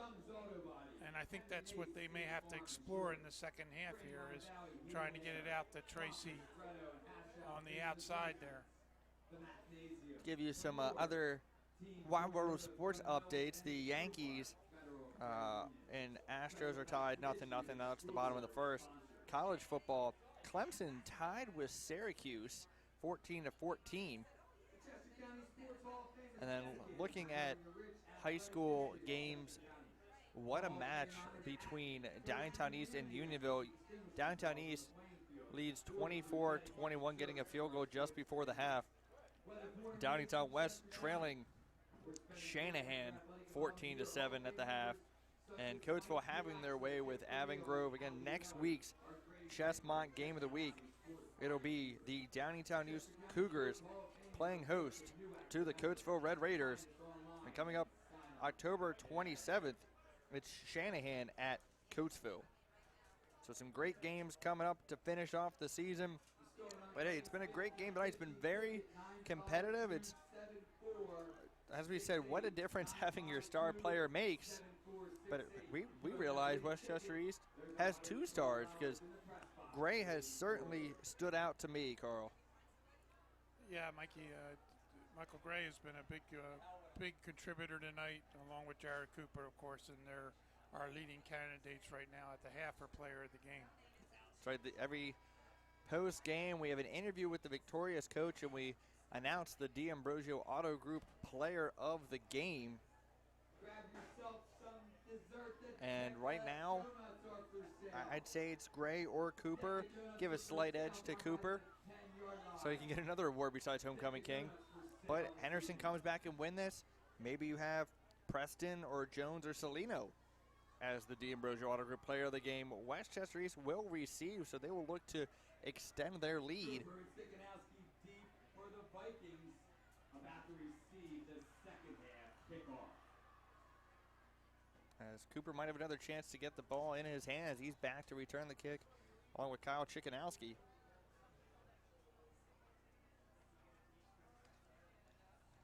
It goes to Chikanowski. Catches it about the 12. Tries to take it to the middle of the field where his blockers were. Again, good coverage by the Warrior special teams. Sikanowski on the return, brought down by number 31, Mason Baldwin for the Warriors. Will it be more of Cooper and Marshawn running the ball, while Just a reminder, tonight's game is being after several runs looking to Gray for the big play? Will the Warriors have an answer? They've not thus far tonight. They got to stop during the first Viking drive of the game, but Westchester East really had their way the rest of the first half. It's a big drive here, Mikey, as Henderson needs to stop them so they can get back in the game. That's Chikanowski with the carry. No gain. Sikanowski on the carry. Very little gain, brings up a second down.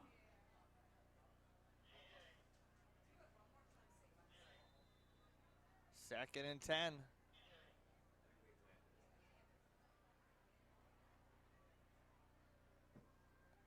Ball on the 27. The Vikings would love to put more points on the board here if it's just a field goal, just to add to their lead. Warriors would love a turnover, if nothing else, a stop. Cooper with the carry. Another big run for Cooper.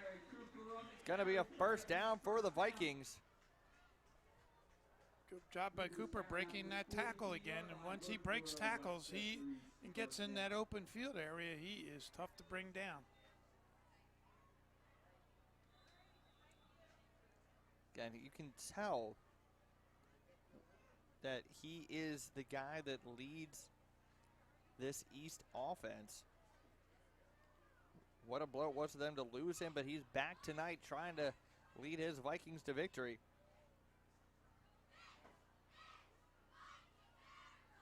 Cooper with the carry again. Time stopped for no gain.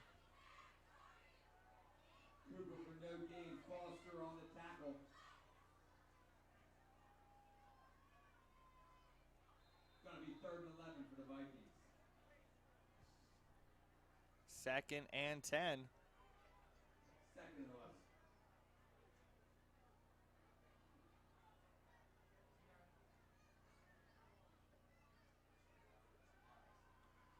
Pass is complete to Gray. He's great after the catch, and he no different on that play, Carl. He had to run all the way to the other side of the field, and he gets a first down. Again, great use of using Gray there as they know how good he is in the open field running the football. Hard to bring down. He reminds me of a tight end, Mikey, almost more than a wide receiver. And again, nice play by East and another first down. Really like what I've seen from him tonight.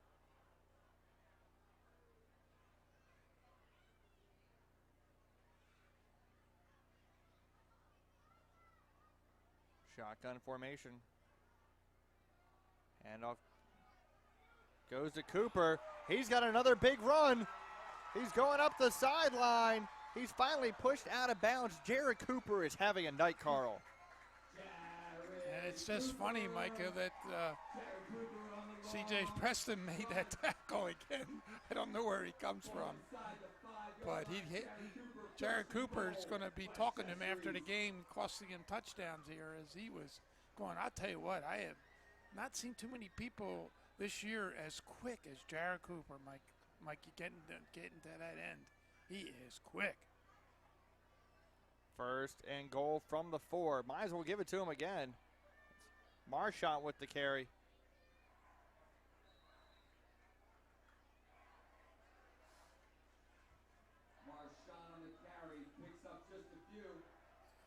Fans are shouting, Jared Cooper. We can hear it here in the booth. As he's had quite a night, Mikey. High school sports, what a difference one player can make. Second and goal, ball on the 4. As Cooper comes back in the game for Marchant.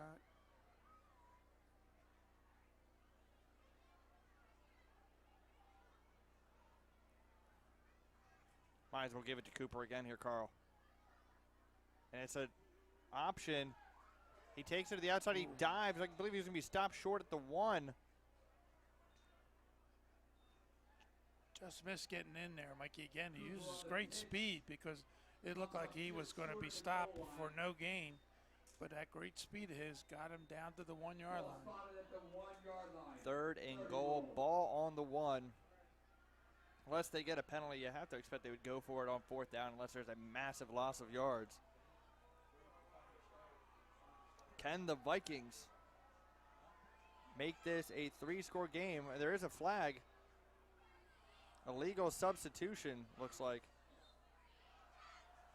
That's a tough penalty for East there. Back them up.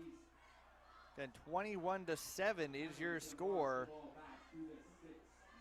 Westchester East leads.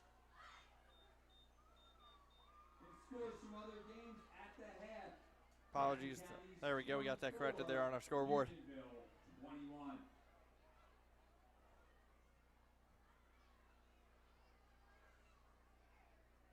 Still third and very manageable goal-to-go situation, but they run it up the middle and are stopped.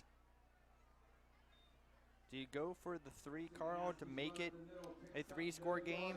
I would, Mikey, if their field goal kicker is somebody that's pretty automatic, and I think that's what they're going to do. Yeah, they're sending out Jesse Roth, the kicker, the junior. Just like you said, a field goal here would give them a 3-score lead. And it's not too much further than an extra point. Right. Usually kicking, ball spotted at the 2 here, it's spotted at the 7, so an extra 5 yards. Kick is up, and it is no good. That's a good break for Henderson. Those extra 3 points could make a difference later in the game. Got to be sound in the kicking game, Carl. Didn't know if I was going to get that in tonight. Yeah, with the wider hash marks in high school, sometimes the angles are tough to see from our vantage point. Could not tell for sure. Yeah, it is hard to tell from here. Not sure I like his kicking technique there, Mikey. It's almost straight ahead kicking rather than soccer style. So just to keeping people up to date about that Unionville game, Alex Gorgon, 223 yards passing against Downingtown East. But again, the Cougars leading.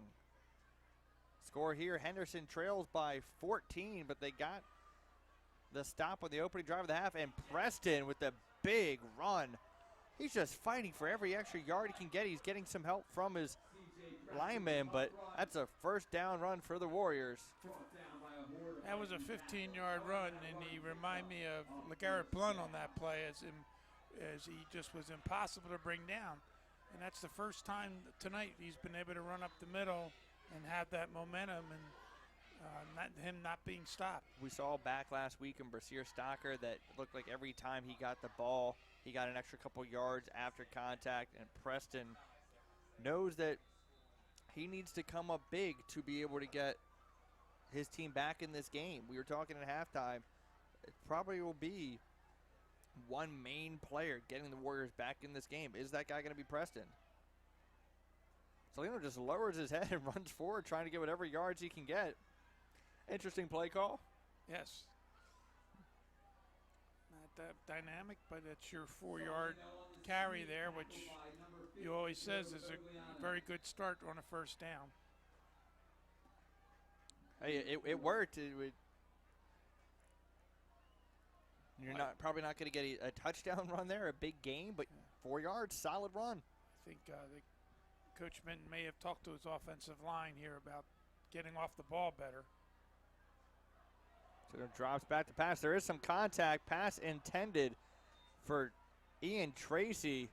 He's looking for the flag. There was definitely some contact, but it might have just been some arm fighting, Carl. Yeah, I think it's a good non-call, Mikey, because the ball was overthrown. And, you know, I don't believe that Tracy was going to come up with that ball anyway. A good non-call on that play. Yeah, I do like when they do let them play. It was far side of the field, so we can't say definitively there was nothing there, but I do like allowing them to play a little bit. 3rd and 6, ball on the 39. 6:27 to go here in the third quarter. Preston with the carry, and he trips in the backfield. Or it looks like he was actually tripped up. Yeah, and they're going to have to punt the football. On the stop is Jacobs. 4th down, Henderson set the punt. Getting good job by the East defense. Has been stellar tonight. The Viking defense this year has given up 41.2 points a game, Carl, so they've struggled defensively. Playing strong tonight. And it's a big return for John Willichek. He's still going. Lowers his shoulder, gets an extra couple of yards. The Warriors have had great kickoff and punt coverage tonight, but not there. John Willichek, great punt return.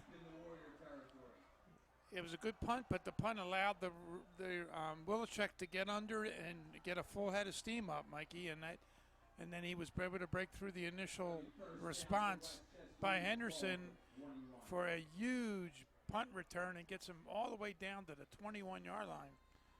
1st and 10, Westchester East. They lead 21-7. It's the Chesmont Game of the Week on ChesmontFootball.com. The Battle of Westchester. Option play to Cooper. He's got the first down. He's going for the end zone. He's going to be stopped short, but another phenomenal run by Cooper. Yeah, I'm surprised that East doesn't run more plays to the outside because Henderson has not been able to stop it all night. And another great play there. Gives him a 1st and goal. 1st and goal, ball on the 1. You got to give it to Cooper again, Carl. Yeah, you could tell, Mikey, on that play that was going to work as soon as it went off the line. There wasn't many Henderson guys around him, and with that speed, it was lucky that they kept Cooper out of the end zone. Cassidy got back to the huddle late as he was getting the play call from the sideline.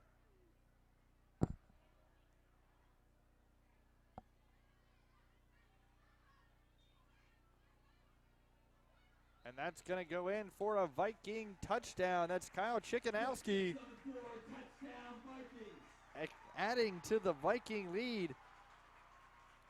Carl, Westchester East is having the game that they've been wanting to have all season.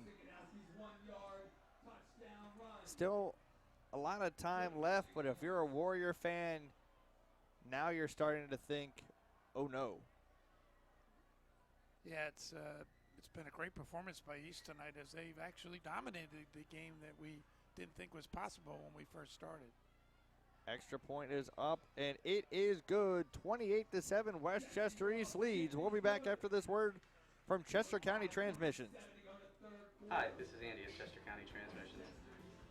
We're a full-service automotive shop here in coastal Pennsylvania that also specializes in transmission driveline repair. Just so you know, for all your automotive needs, we're here to take care of you. State inspections, whatever you need. Our number here is 610-384-2879. Good morning, Chester County Transmissions. Rich speaking. How can I help you? Please stop in, give us a call. God bless. We are back at Harold I. Zimmerman Stadium as the Westchester East Vikings have just added to their lead over the Henderson Warriors, 28-7. Carl, the offense is firing on all cylinders. The defense is having a great night. Oh, man, the special teams also there, Mikey, as that score was set up by a great punt return by John Wilczek.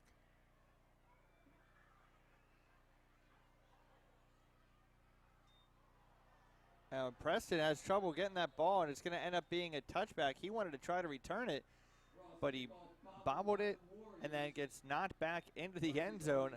Might be better off for that, as I don't know, after he bobbled it the first time, he might not have that much room to run. Shanahan now leads Downingtown West 21-14.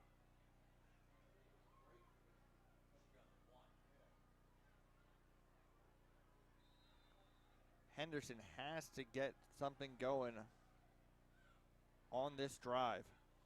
I know there's another quarter to play, but the way the Westchester East offense is going, you can't walk away from drives with no points. Pressure up the middle. Salino has to run now. Actually gets a pretty decent gain. Yeah, pretty good athletic play by Salino, but they have a long way to come back here, Mikey, as East has not turned the ball over, not committed a lot of penalties. They played almost a perfect game here tonight in their homecoming. Kind of a perfect night for them, Mikey, and I'm sure they're enjoying this game for a change. A nice crowd tonight for Westchester East. The student section is full. We've been hearing them chanting players' names. Oh, that pass is complete to Tracy. And he spins out of a tackle. He's still fighting for these Warriors. Well, I said they were going to have to use the passing game here, Mikey, to get back in the game, and that's one of them. They're going to need a few. They're going to need quite a few more of those. Ian Tracy with the reception. Do they try and get Jones involved more? Because the running game, unless they hit big plays in the running game, the clock is going to expire before they can. Before you know it, here is we're almost down to 4 minutes in the third quarter. That really hasn't happened for Henderson this year the way they were expecting with Preston. So it drops back. Bubble screen. Ball comes out, but he was already down. That was Kevon Jones. Yeah, that not a bad idea, but that play did not work as he stopped them for a minimal 1 yard gain.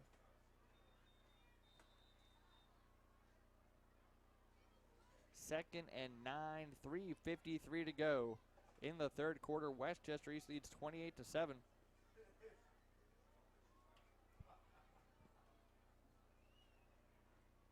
They need more big plays like that pass to Tracy.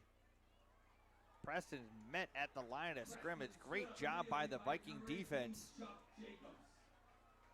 Jacobs there again. Two other Vikings were there as well. Carl, I understand that Henderson's not had the best offensive season, but this is a Viking defense. We said giving up over 41 points a game. I know the confidence has been gotten back because of Cooper being here, but still, great performance by the defense tonight. Absolutely. So he drops back the pass. He has time. He finds Tracy again. Going to be tackled at the 30. Two big catches by Ian Tracy on this drive. Nice job by Salino staying in the pocket, making the throw. Yeah, you got to wonder why they waited so long to get Tracy involved in the game here. But this has certainly worked so far in this drive with two big plays to Tracy for big gains. Well, if they can get a touchdown on this drive, that puts them down 2 scores. They have the entire fourth quarter still to play. Salino drops back, avoids pressure, goes to Tracy again, and Tracy makes the sliding catch. What a drive Ian Tracy is having. He looks exhausted, but he definitely will take it as he has his third big reception. Carl, if Henderson comes back to win this game, Ian Tracy's making the case for the Dean Berger Autograph Player of the Game. But they're still 3 scores away from even tying this game up. First job's to get it in the end zone here, Mikey. On the Westchester East student section of the I Believe That We Will Win chant, made famous by the U.S. soccer team fans. They're wanting a better result tonight than U.S. soccer got this past week.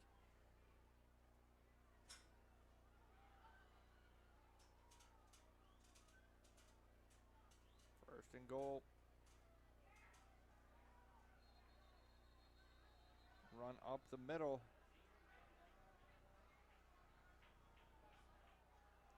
There's Preston. Only able to pick up 2. By the East defensive line. Short 1-yard carry. Second and goal from the 8. Obviously 4-down territory here. Yeah, they need a touchdown. That's for sure. Well, Tracy's big plays on this drive have been for pretty deep passes. I don't know if they have routes like for him. But Preston gets the touchdown. 8-yard touchdown run. C.J. Preston. That's been his best run of the night, Carl. Yeah, he only had one guy he had to break a tackle from, and you know he could break a tackle from a bunch of guys. They've done a good job again tackling him tonight, but on that play, he just got off tackle and he only had to break through one guy and he easily went into the end zone for a touchdown. And that's what the passing game can do. Sometimes it can open up the running game.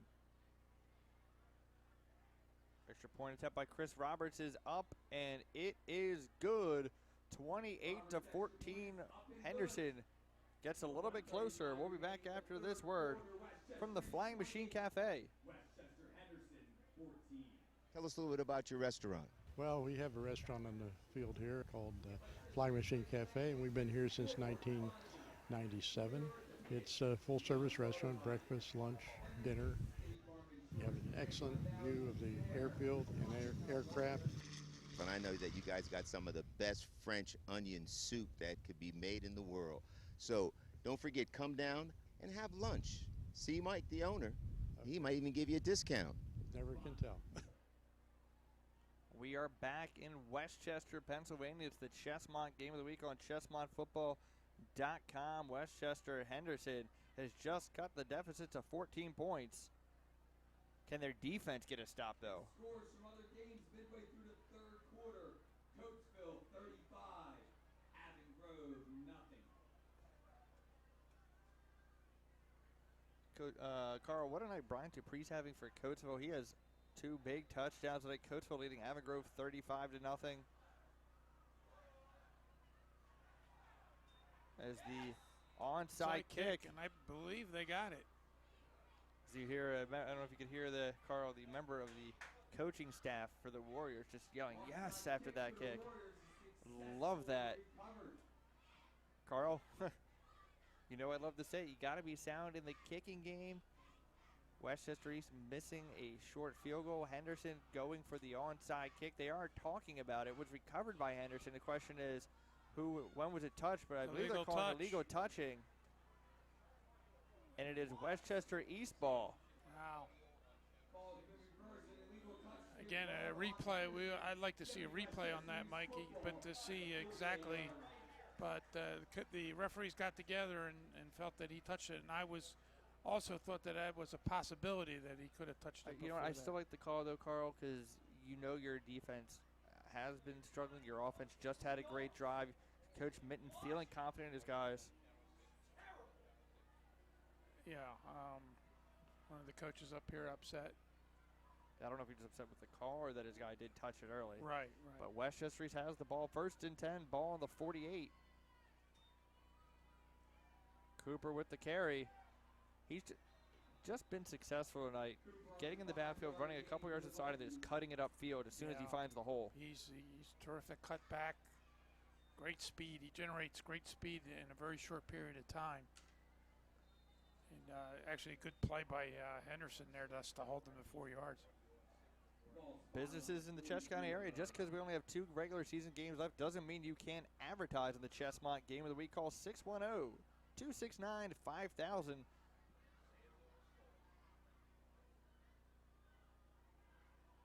Shikanowski with the carry.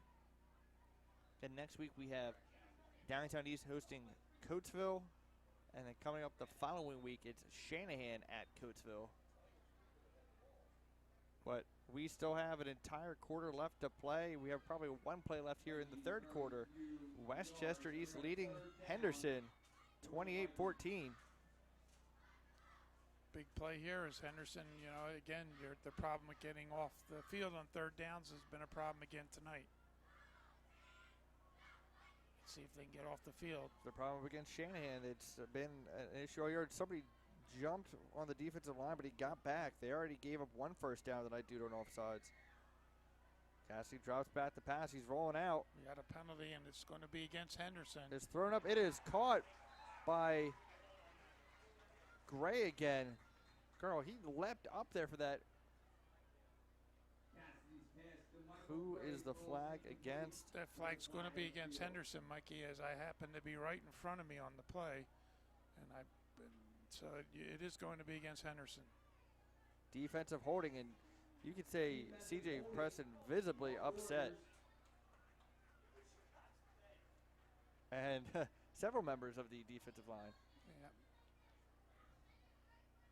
And the coordinator we spoke of earlier that was displeased with the call on the onside kick is equally displeased with the call here, Carl. It's been a frustrating season for both of these teams. I'm confused. Why didn't I accept the penalty when you take the yardage on the catch by Gray? Or did Gray get less than 10 yards on that catch? I believe he got less than the 10, but okay. Either way, Viking 1st down.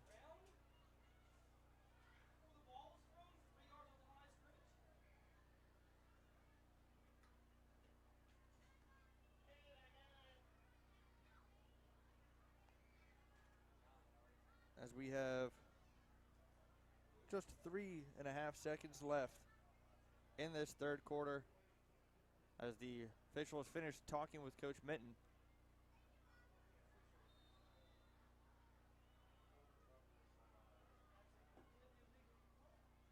This will be the final play of the 3rd quarter as Cooper gets stopped by the Warriors for a loss of 1. That's the end of the 3rd quarter as Westchester East leads Henderson by a score of 28-14. We'll be back with 4th quarter action after this word from the D'Ambrosio Auto Group. Don't just go to any dealership, go to the Big Lot. Jeff D'Ambrosio Auto Group, destination Downingtown. For the biggest savings, best selection, and the best deals. Save up to $12,000 off Ram trucks and up to $8,000 off Jeep Cherokees. Go to the Big Lot with thousands of Jeeps and Ram trucks and over 150 Jeep Wranglers in stock. For the name you can trust for over 35 years, go to the Big Lot. Jeff D'Ambrosio Auto Group, destination Downingtown. Barnabas Westchester is a group that exists to help people who are involved in some sort of career transition. Whether you're unemployed, underemployed, returning to the workplace after a long absence, or maybe just thinking about switching careers, we're here to help you. Barnabas Westchester meets in the community room of Providence Church, located at 430 Hannam Avenue in Westchester, every Monday from 6:30 to 7:30 a.m. Everyone is welcome to attend. For more information, go to barnabaswc.org or email us at info@barnabas.org. We are back at Westchester East High School, Harold I. Zimmerman Stadium, the Westchester East Vikings trying to get their first win of the year. The Henderson Warriors trying to get their second win in a row and second win of the year. There was just a holding call that led to a first down for the Vikings. There was Henderson players visibly upset. The coaching staff very displeased, but you can't let that play affect you, Carl. You got to keep on playing and try and get a stop here.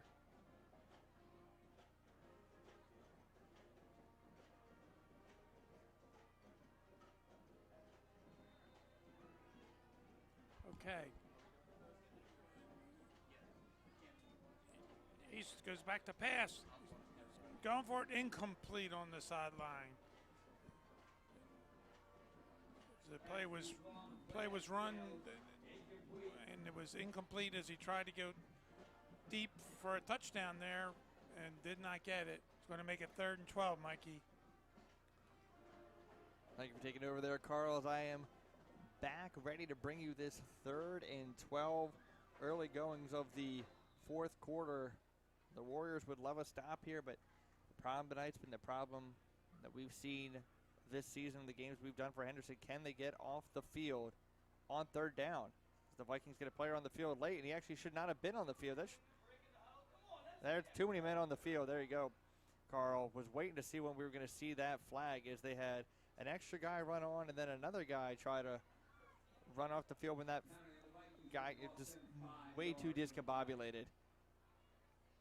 Yeah, they unfortunately messed up on that play, as they've been pretty good all night at being in sync, but not on that one. There was once earlier where I was surprised there was not a flag for too many men on the field, but they were given some leeway, but right there was just too obvious. And even after the penalty, they still were trying to change personnel. Avongrove 6.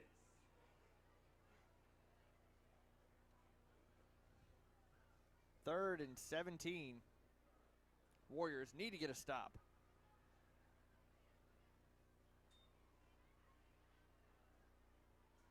Run up the middle by Cooper. Warriors get the stop they need.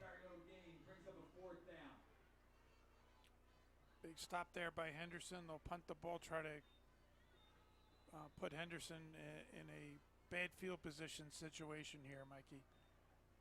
Carl Shanahan now leading Downingtown West 28-14, giving the Whippets playoff chances a huge blow. Coatesville leading 42-6 over Avongrove. Downingtown East gets a huge interception over Unionville in their game. Fair catch called for. Going to bounce. Can the Vikings start? It's going to kind of roll sideways. So the Warriors are going to start off with the ball on their own 9 to try and make this a one-score game. We'll be back after this word from Beaver Creek Tavern. Whether looking for the best burgers in Chester County, a place to host your private event, or a relaxing place to enjoy daily food and drink specials, Beaver Creek Tavern has you covered. Serving classic American fare with gluten-free and vegetarian options available. To get the party started, go to 1350 Bondsville Road in Downingtown or call 484-593-0481. We'll see you there. Salino drops back the pass. He's got Tracy. Fantastic job in coverage by Chickanowski, Carl. Wow. Yep, Chickanowski, very big play, Mikey, because if he would have hit Tracy on that play, that would have set them up for a nice drive. Lays out to deflect that pass. He hasn't had a great game running the ball, but I'll tell you what, that was a great defensive play by Chickanowski there. He does have a touchdown tonight, though, Carl. Yes, he does. I'm not saying he didn't have a bad game, just hasn't had any breakout runs, but that was a big play on defense. 2nd and 10. Ball on their own 9. Looked like a Viking left early there. No flag. Preston's still going.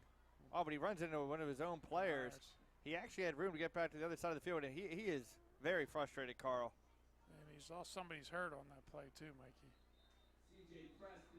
And we're going to let that lineman's hurt. We're going to let that player get 10-2 while we hear from our friends at Chester County Transmissions. Hi, this is Andy at Chester County Transmissions.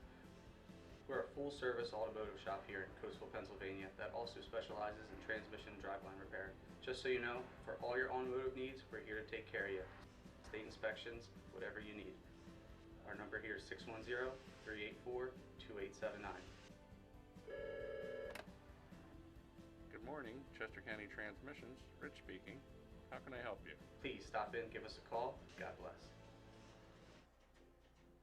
And we are back at Westchester East High School as the injured Warrior is still down.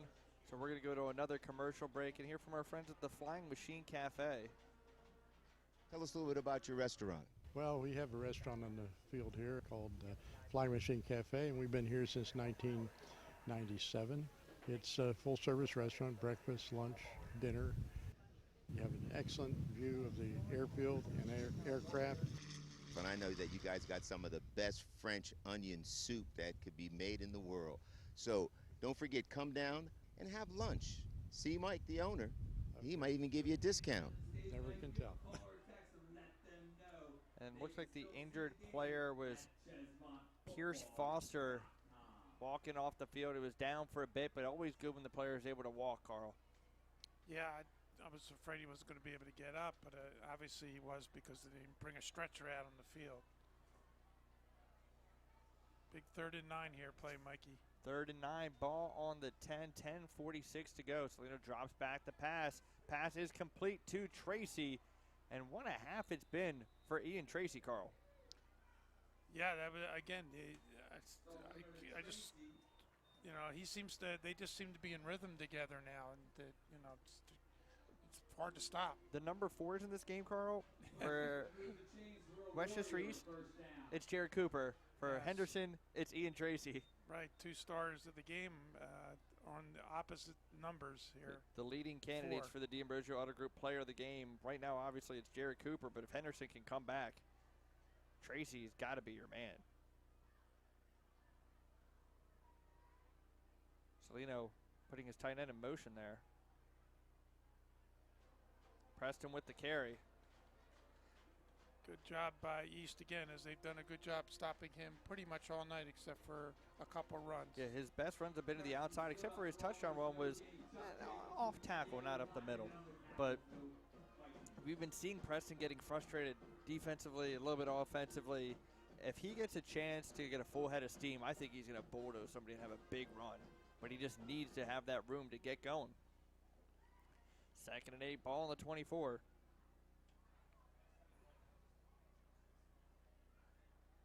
So there drops back. It's Tracy again making another diving grab. There's a flag, Mikey. They got a hold. Wasting another great effort by Ian Tracy. Like I said, Carl, I spoke to his father before the game. I was talking to him about Ian. He plays baseball as well, center fielder and first baseman. I was asking if he was having plans to play in college. He said he's certainly hoping so. And with putting a film together, making the grabs he's made, it's not just been the easy catches. He's made diving catches tonight. There was not the best throw by Salino, but he got it to his man, but it does not matter because of the hold. Again, give East defense credit, Mikey, because, you know, in order to hold, they had to stop him, somebody from getting in on the quarterback there. 2nd and 24.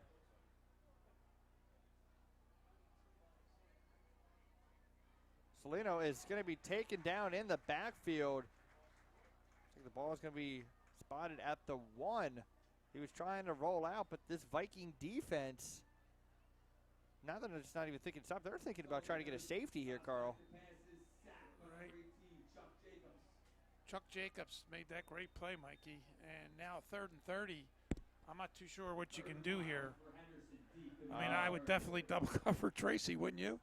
Absolutely, but there's nobody else on that team that he throws to other than Tracy. There's been one defensive lineman that's had 2 really good jumps as soon as the ball was snapped, so they got to be careful they don't allow that safety. Salino in the end zone. And it is going to go out of the back of the end zone. Safety. It's going to be a safety. 30-14 is now your score. And Westchester East defense is fired up. Look at the sideline, Carl. A lot of the players signaling for a safety. And not much that could have been done there. But I think some of these Viking players are starting to feel it now, Carl. I see the student section is fired up.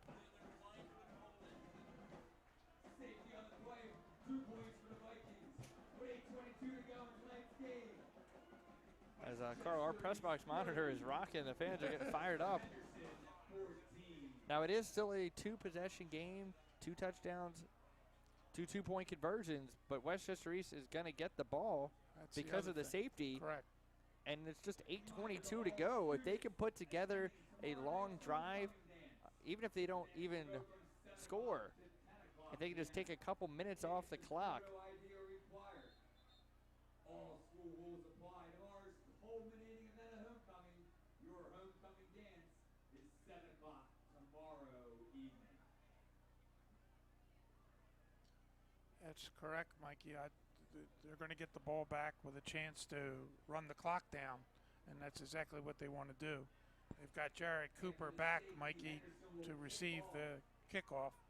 From their own 20-yard line, East to receive. Carl, another score update for you. Brashear Stocker gets a touchdown. Downingtown East leads 38-21.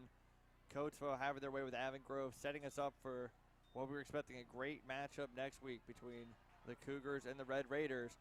Cooper takes the free kick into Warrior territory. Into Henderson territory. And now it is going to be key for the Warriors to get a 3 and out here. Yeah, great game next week, Mikey. Looking forward to it. Some great players on both teams. Lots of talent. It ought to be a wild one. Nationwide. It's a testament to our school, students, staff, and community. Somehow I don't think Coatesville's going to be taking out their first team in the second half. 1st and 10, ball on the Warrior 46. Cooper with the carry. Cooper on the short game.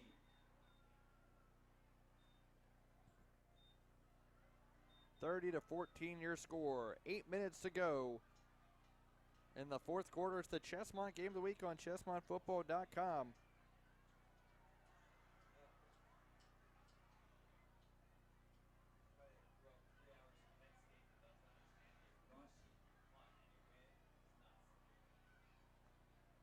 Again, they're going to take as much time off the clock before every play as they can. Chickanowski with the carry. That's his best run of the night. He's going to be taken down at the 14. Everything going the Viking way right now. Carl, college football update for you. Syracuse currently leading Clemson 17-14. Wow. That's a shocker. And in baseball, it's going into the top of the 4th. Yankees and Astros tied 0-0.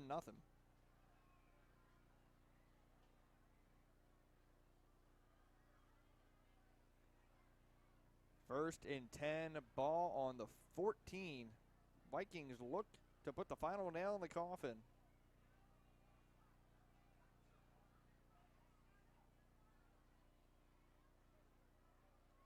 It's Chickanowski. Going to be taken down at the 11. Gain of 3. Tackled by Warrior defender Jonathan Ham. Ham making the stop there, but he was tackled inbounds. The clock keeps running. Exactly what the Vikings wanted, Carl.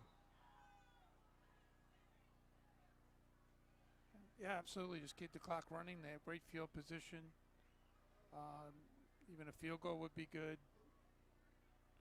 But main thing is just letting the clock run.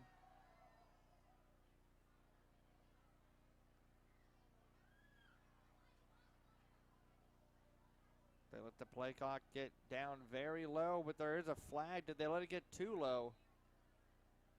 Well, we have our second delay game penalty. Or did somebody jump? I think it was delay game. Oh no, illegal procedure. Still, either way, it's backing up the Vikings 5 yards. Penalty's going to march the Vikings back 5 And yards. Carl, unless we see a huge stop or a turnover forced by the Warrior defense, I do believe you're going to be interviewing first-year head coach Scott Stevens after this game. Yes, I will be, Mikey, as Scott's going to be an excited coach to get Cooper his first win. takes it to the outside.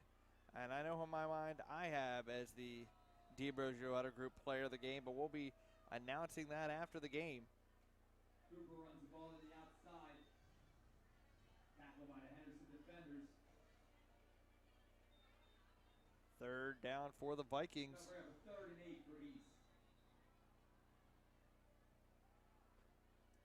3rd and 8, 5:35 to go.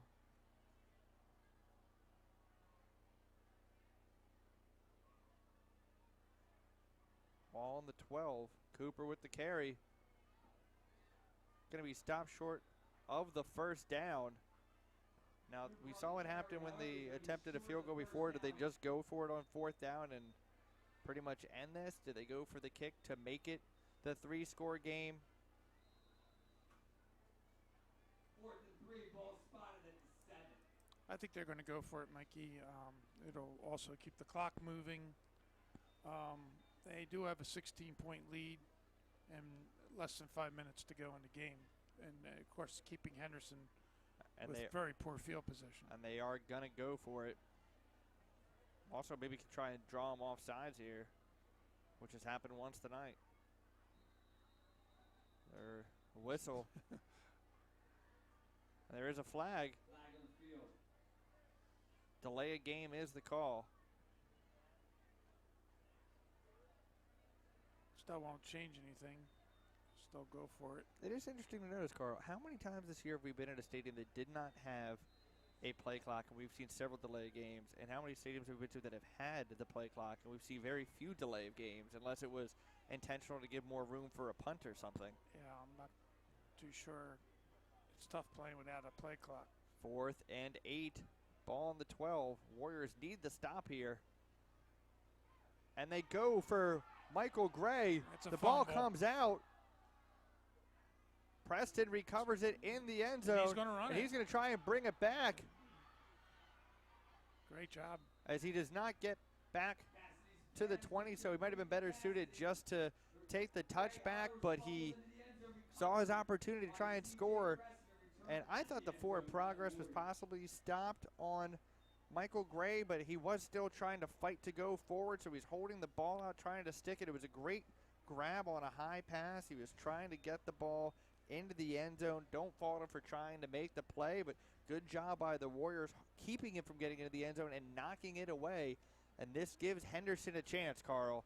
Yeah, absolutely. A great play by Gray there, but he was just a little short trying to reach, and they knocked it out. And then I thought it was a great play by Preston, because what do you have to lose here? If he could have run that back for a touchdown, that could have made it give them a chance to win the game. And the ball was at the 19, so he only was a yard short. And Preston with the big run, lowering his head. He's still running. Or we said if he got a chance to get a full head of steam, he was going to punish somebody, because he was getting very frustrated. You saw him with the return on the fumble, as he probably picked that ball up, 9 yards deep in the end zone? Yeah, I think it's the Preston what we thought we would see all night, Mikey, and that was the C.J. Preston we've come to see this season. 1st and 10, ball on the 39, 4:19 to go. Salino drops back. He's looking for Tracy as he throws it into double coverage. Salino tried to find a open hole in the zone, but it was deflected before it could get to him. Nice job by the Viking defense. 2nd and 10.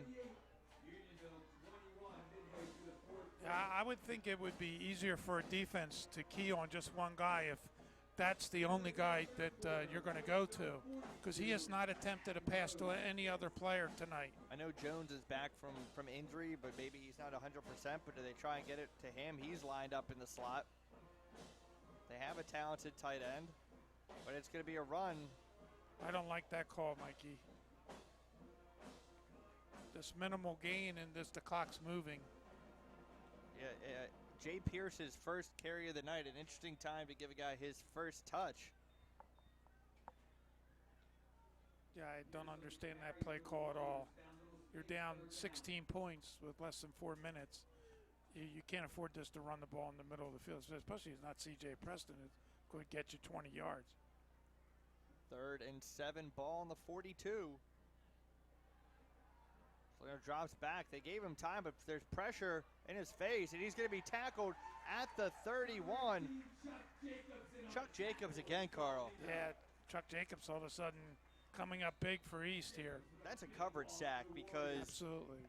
Salino avoided pressure once, rolled out, avoided pressure for a couple seconds before Jones got to him. Got to bring up a 4th and long.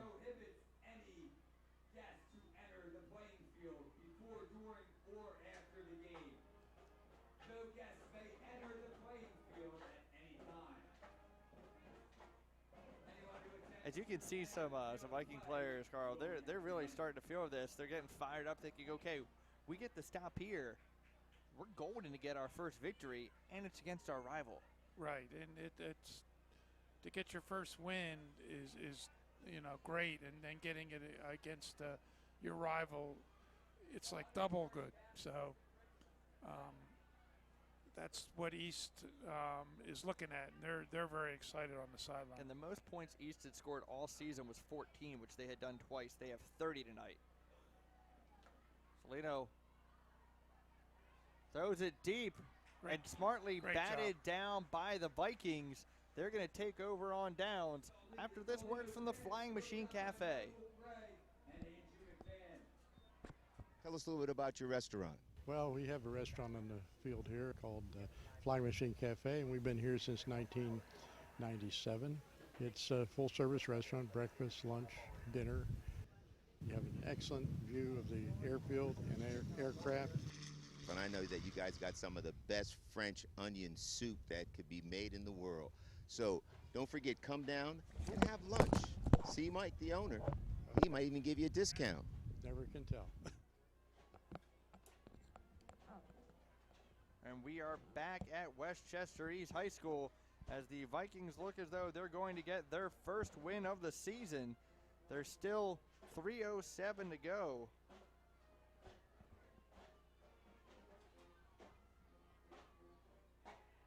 And that is Cooper.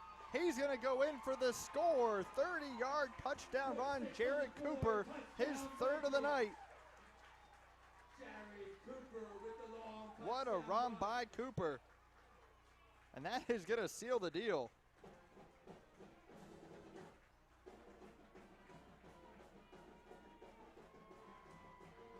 What a welcome back for him.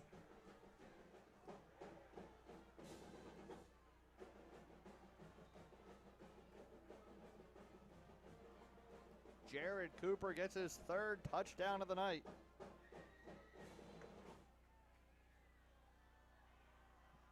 The extra point is up, and it is good. 37-14, Westchester East leads. Westchester East 37, Westchester Henderson 14.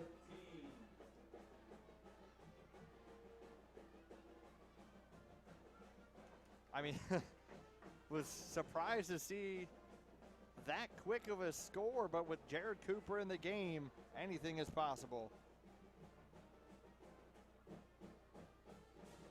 Can only imagine scoring 3 touchdowns in a game, being named homecoming king, and getting your team their first win of the season.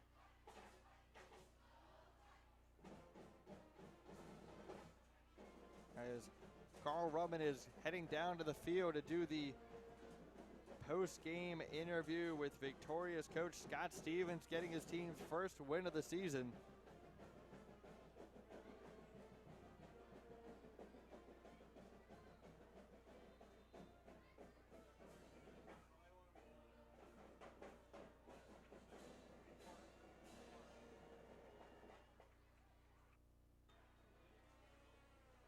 For the Warriors, The disappointing season will continue. They're going to fall to 1-7, 0-4 in conference play.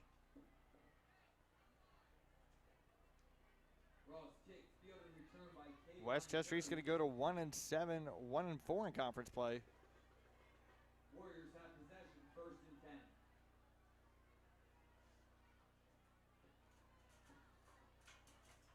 Once again, a special thank you to all alumni. Just a reminder, this game can be viewed anytime on YouTube. Just type in Chesmont football. Look for the Westchester East Henderson game. All our games can be viewed on there. Or go to ChesmontFootball.com or 3CTVLive.com. Preston with the carry.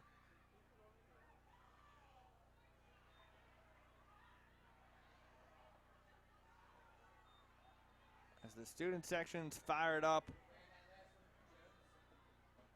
A lot of them have exited the bleachers. They're standing right up against the fence, ready to celebrate with their team.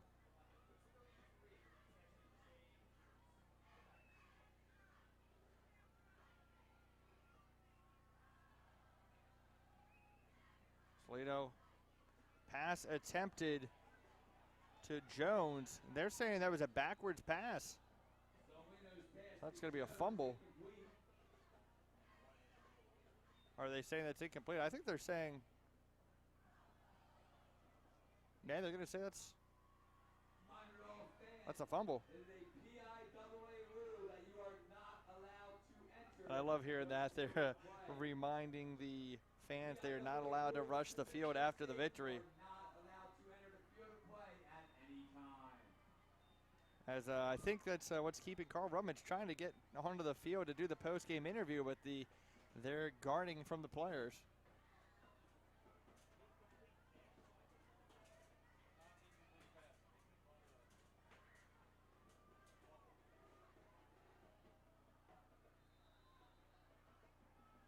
Another play going nowhere for the Warriors.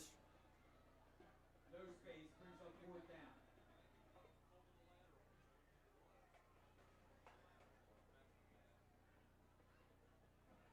4th and 19.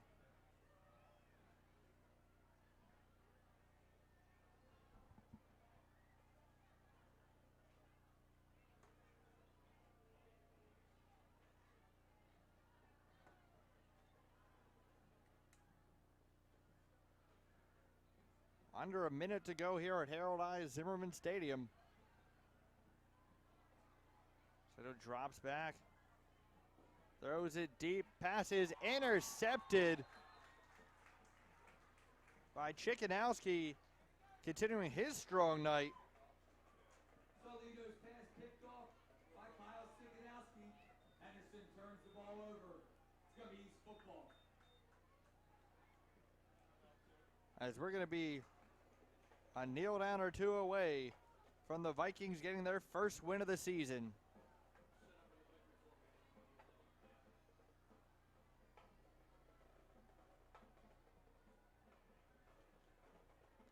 So you can see the players, they're getting fired up. The students are fired up. And stay tuned for the post-game interview with the victorious coach, Coach Scott Stevens.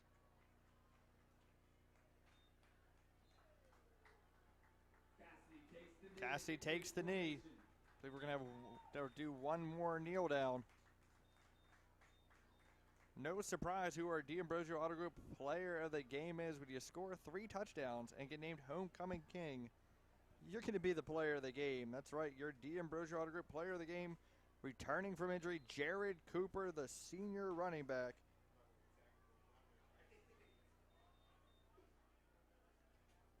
What a night for Cooper. And what a night for these Vikings.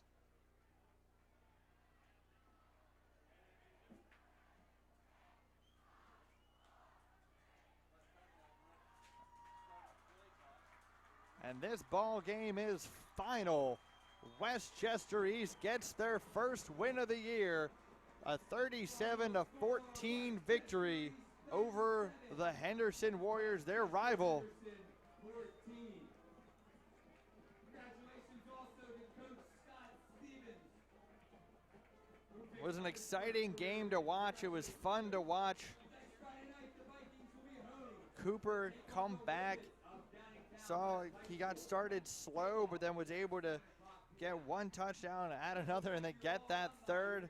In between the the second and third touchdown, gets named homecoming king. And Cooper's touchdowns from 1 yard out, 5 yards out, and 30 yards out. Keep talking about Cooper, but it was also a phenomenal performance tonight by Michael Gray, just making grab after grab.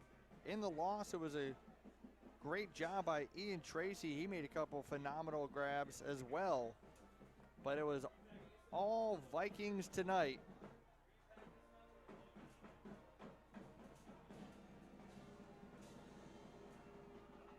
And it's not been the best season for Westchester East, but when you can get a victory over your rival, you're going to be very pleased.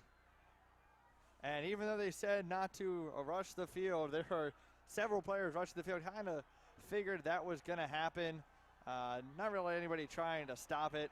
I think they pretty much just made the announcement because they wanted to say for safety's sake and to cover themselves. But hey, it's your first win of the year and it's against your rival. People need to be a little bit careful as I know they're just opening the gate. They're letting them out there. So great win for the Vikings. Then Carl Rudman's going to have the post-game interview with the victorious coach. So you see the students celebrating with their Viking players. Do believe Carl's going to have to wait for Coach Stevens to talk to his players after this big victory for his team. You know, it's not just about this season, it's about the seasons to come. They can use this to propel their final couple of games this season. Going into next year, yes, they'll be losing Cooper, but hey, maybe this will show their team, we did it tonight, we can do it again next week. We can do it the following week, we can do it next season. For the Warriors, just not been their season. The running game had trouble getting going again. The passing game, they had some success, but the defense just could not get off the field. 37-14 your final. And next week, the Chesmont game of the week will be Coatesville at Downingtown East. One loss Coatesville versus undefeated Downingtown East. And then coming up the following week, Bishop Shanahan at Coatesville. Two great games to finish the regular season. And it was an exciting game tonight, full of big plays.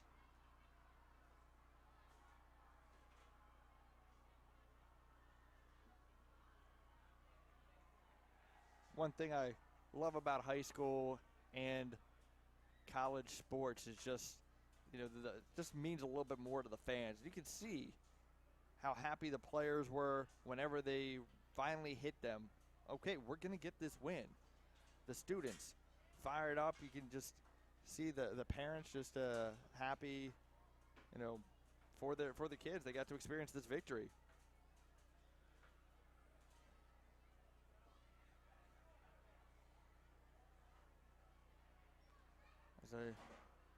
Now that the students are coming off the field, Coach Stevens finally able to talk to his players.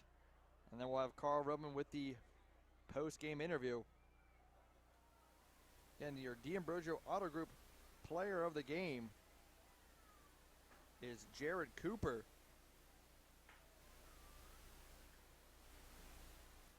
Three touchdown runs on the night, several big runs.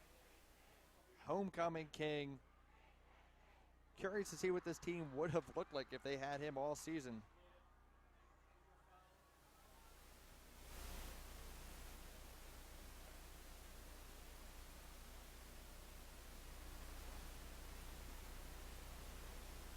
It's really been Ruston since they came into existence, being the Westchester team dominated, but these two teams tonight, Henderson and East, both making the playoffs last season, both disappointed with how their seasons have gone.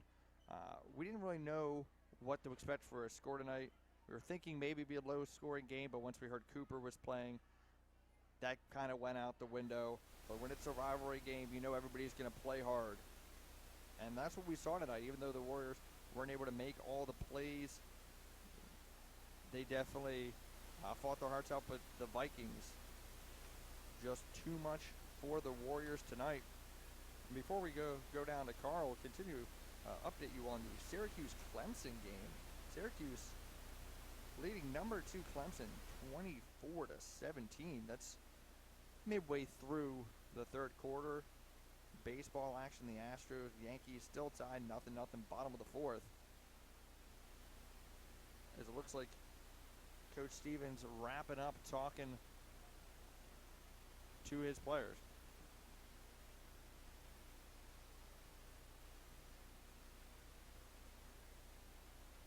As we are getting ready for Carl Rummel, we were having some difficulty tonight with the field mic, so hopefully that comes through. I'm curious to see what Coach Stevens has to say. I know he's got to be very pleased.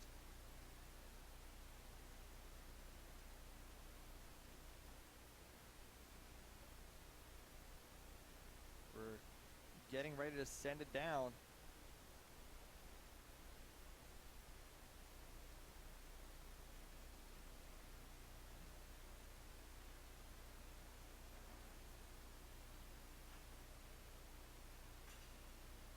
And if we're going to try and send it down to Carl Roman and Coach Scott Stevens, if he ready down there, Carl, getting ready to send it down to you. Again, 37-14, your final score. Take it away, Carl.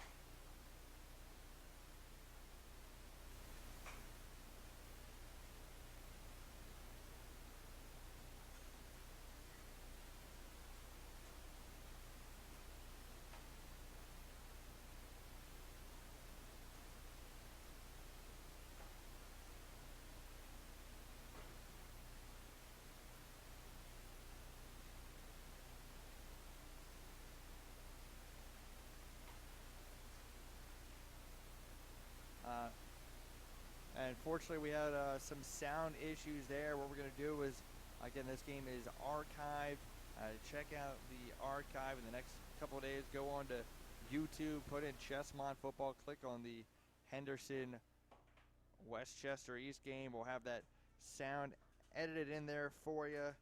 So, Carl, continue your interview with Coach Stevens. I'm going to wrap it up for us here at Harold I. Zimmerman Stadium. It was the Westchester East Vikings getting the 37-14 victory over the Henderson Warriors for their first win of the year.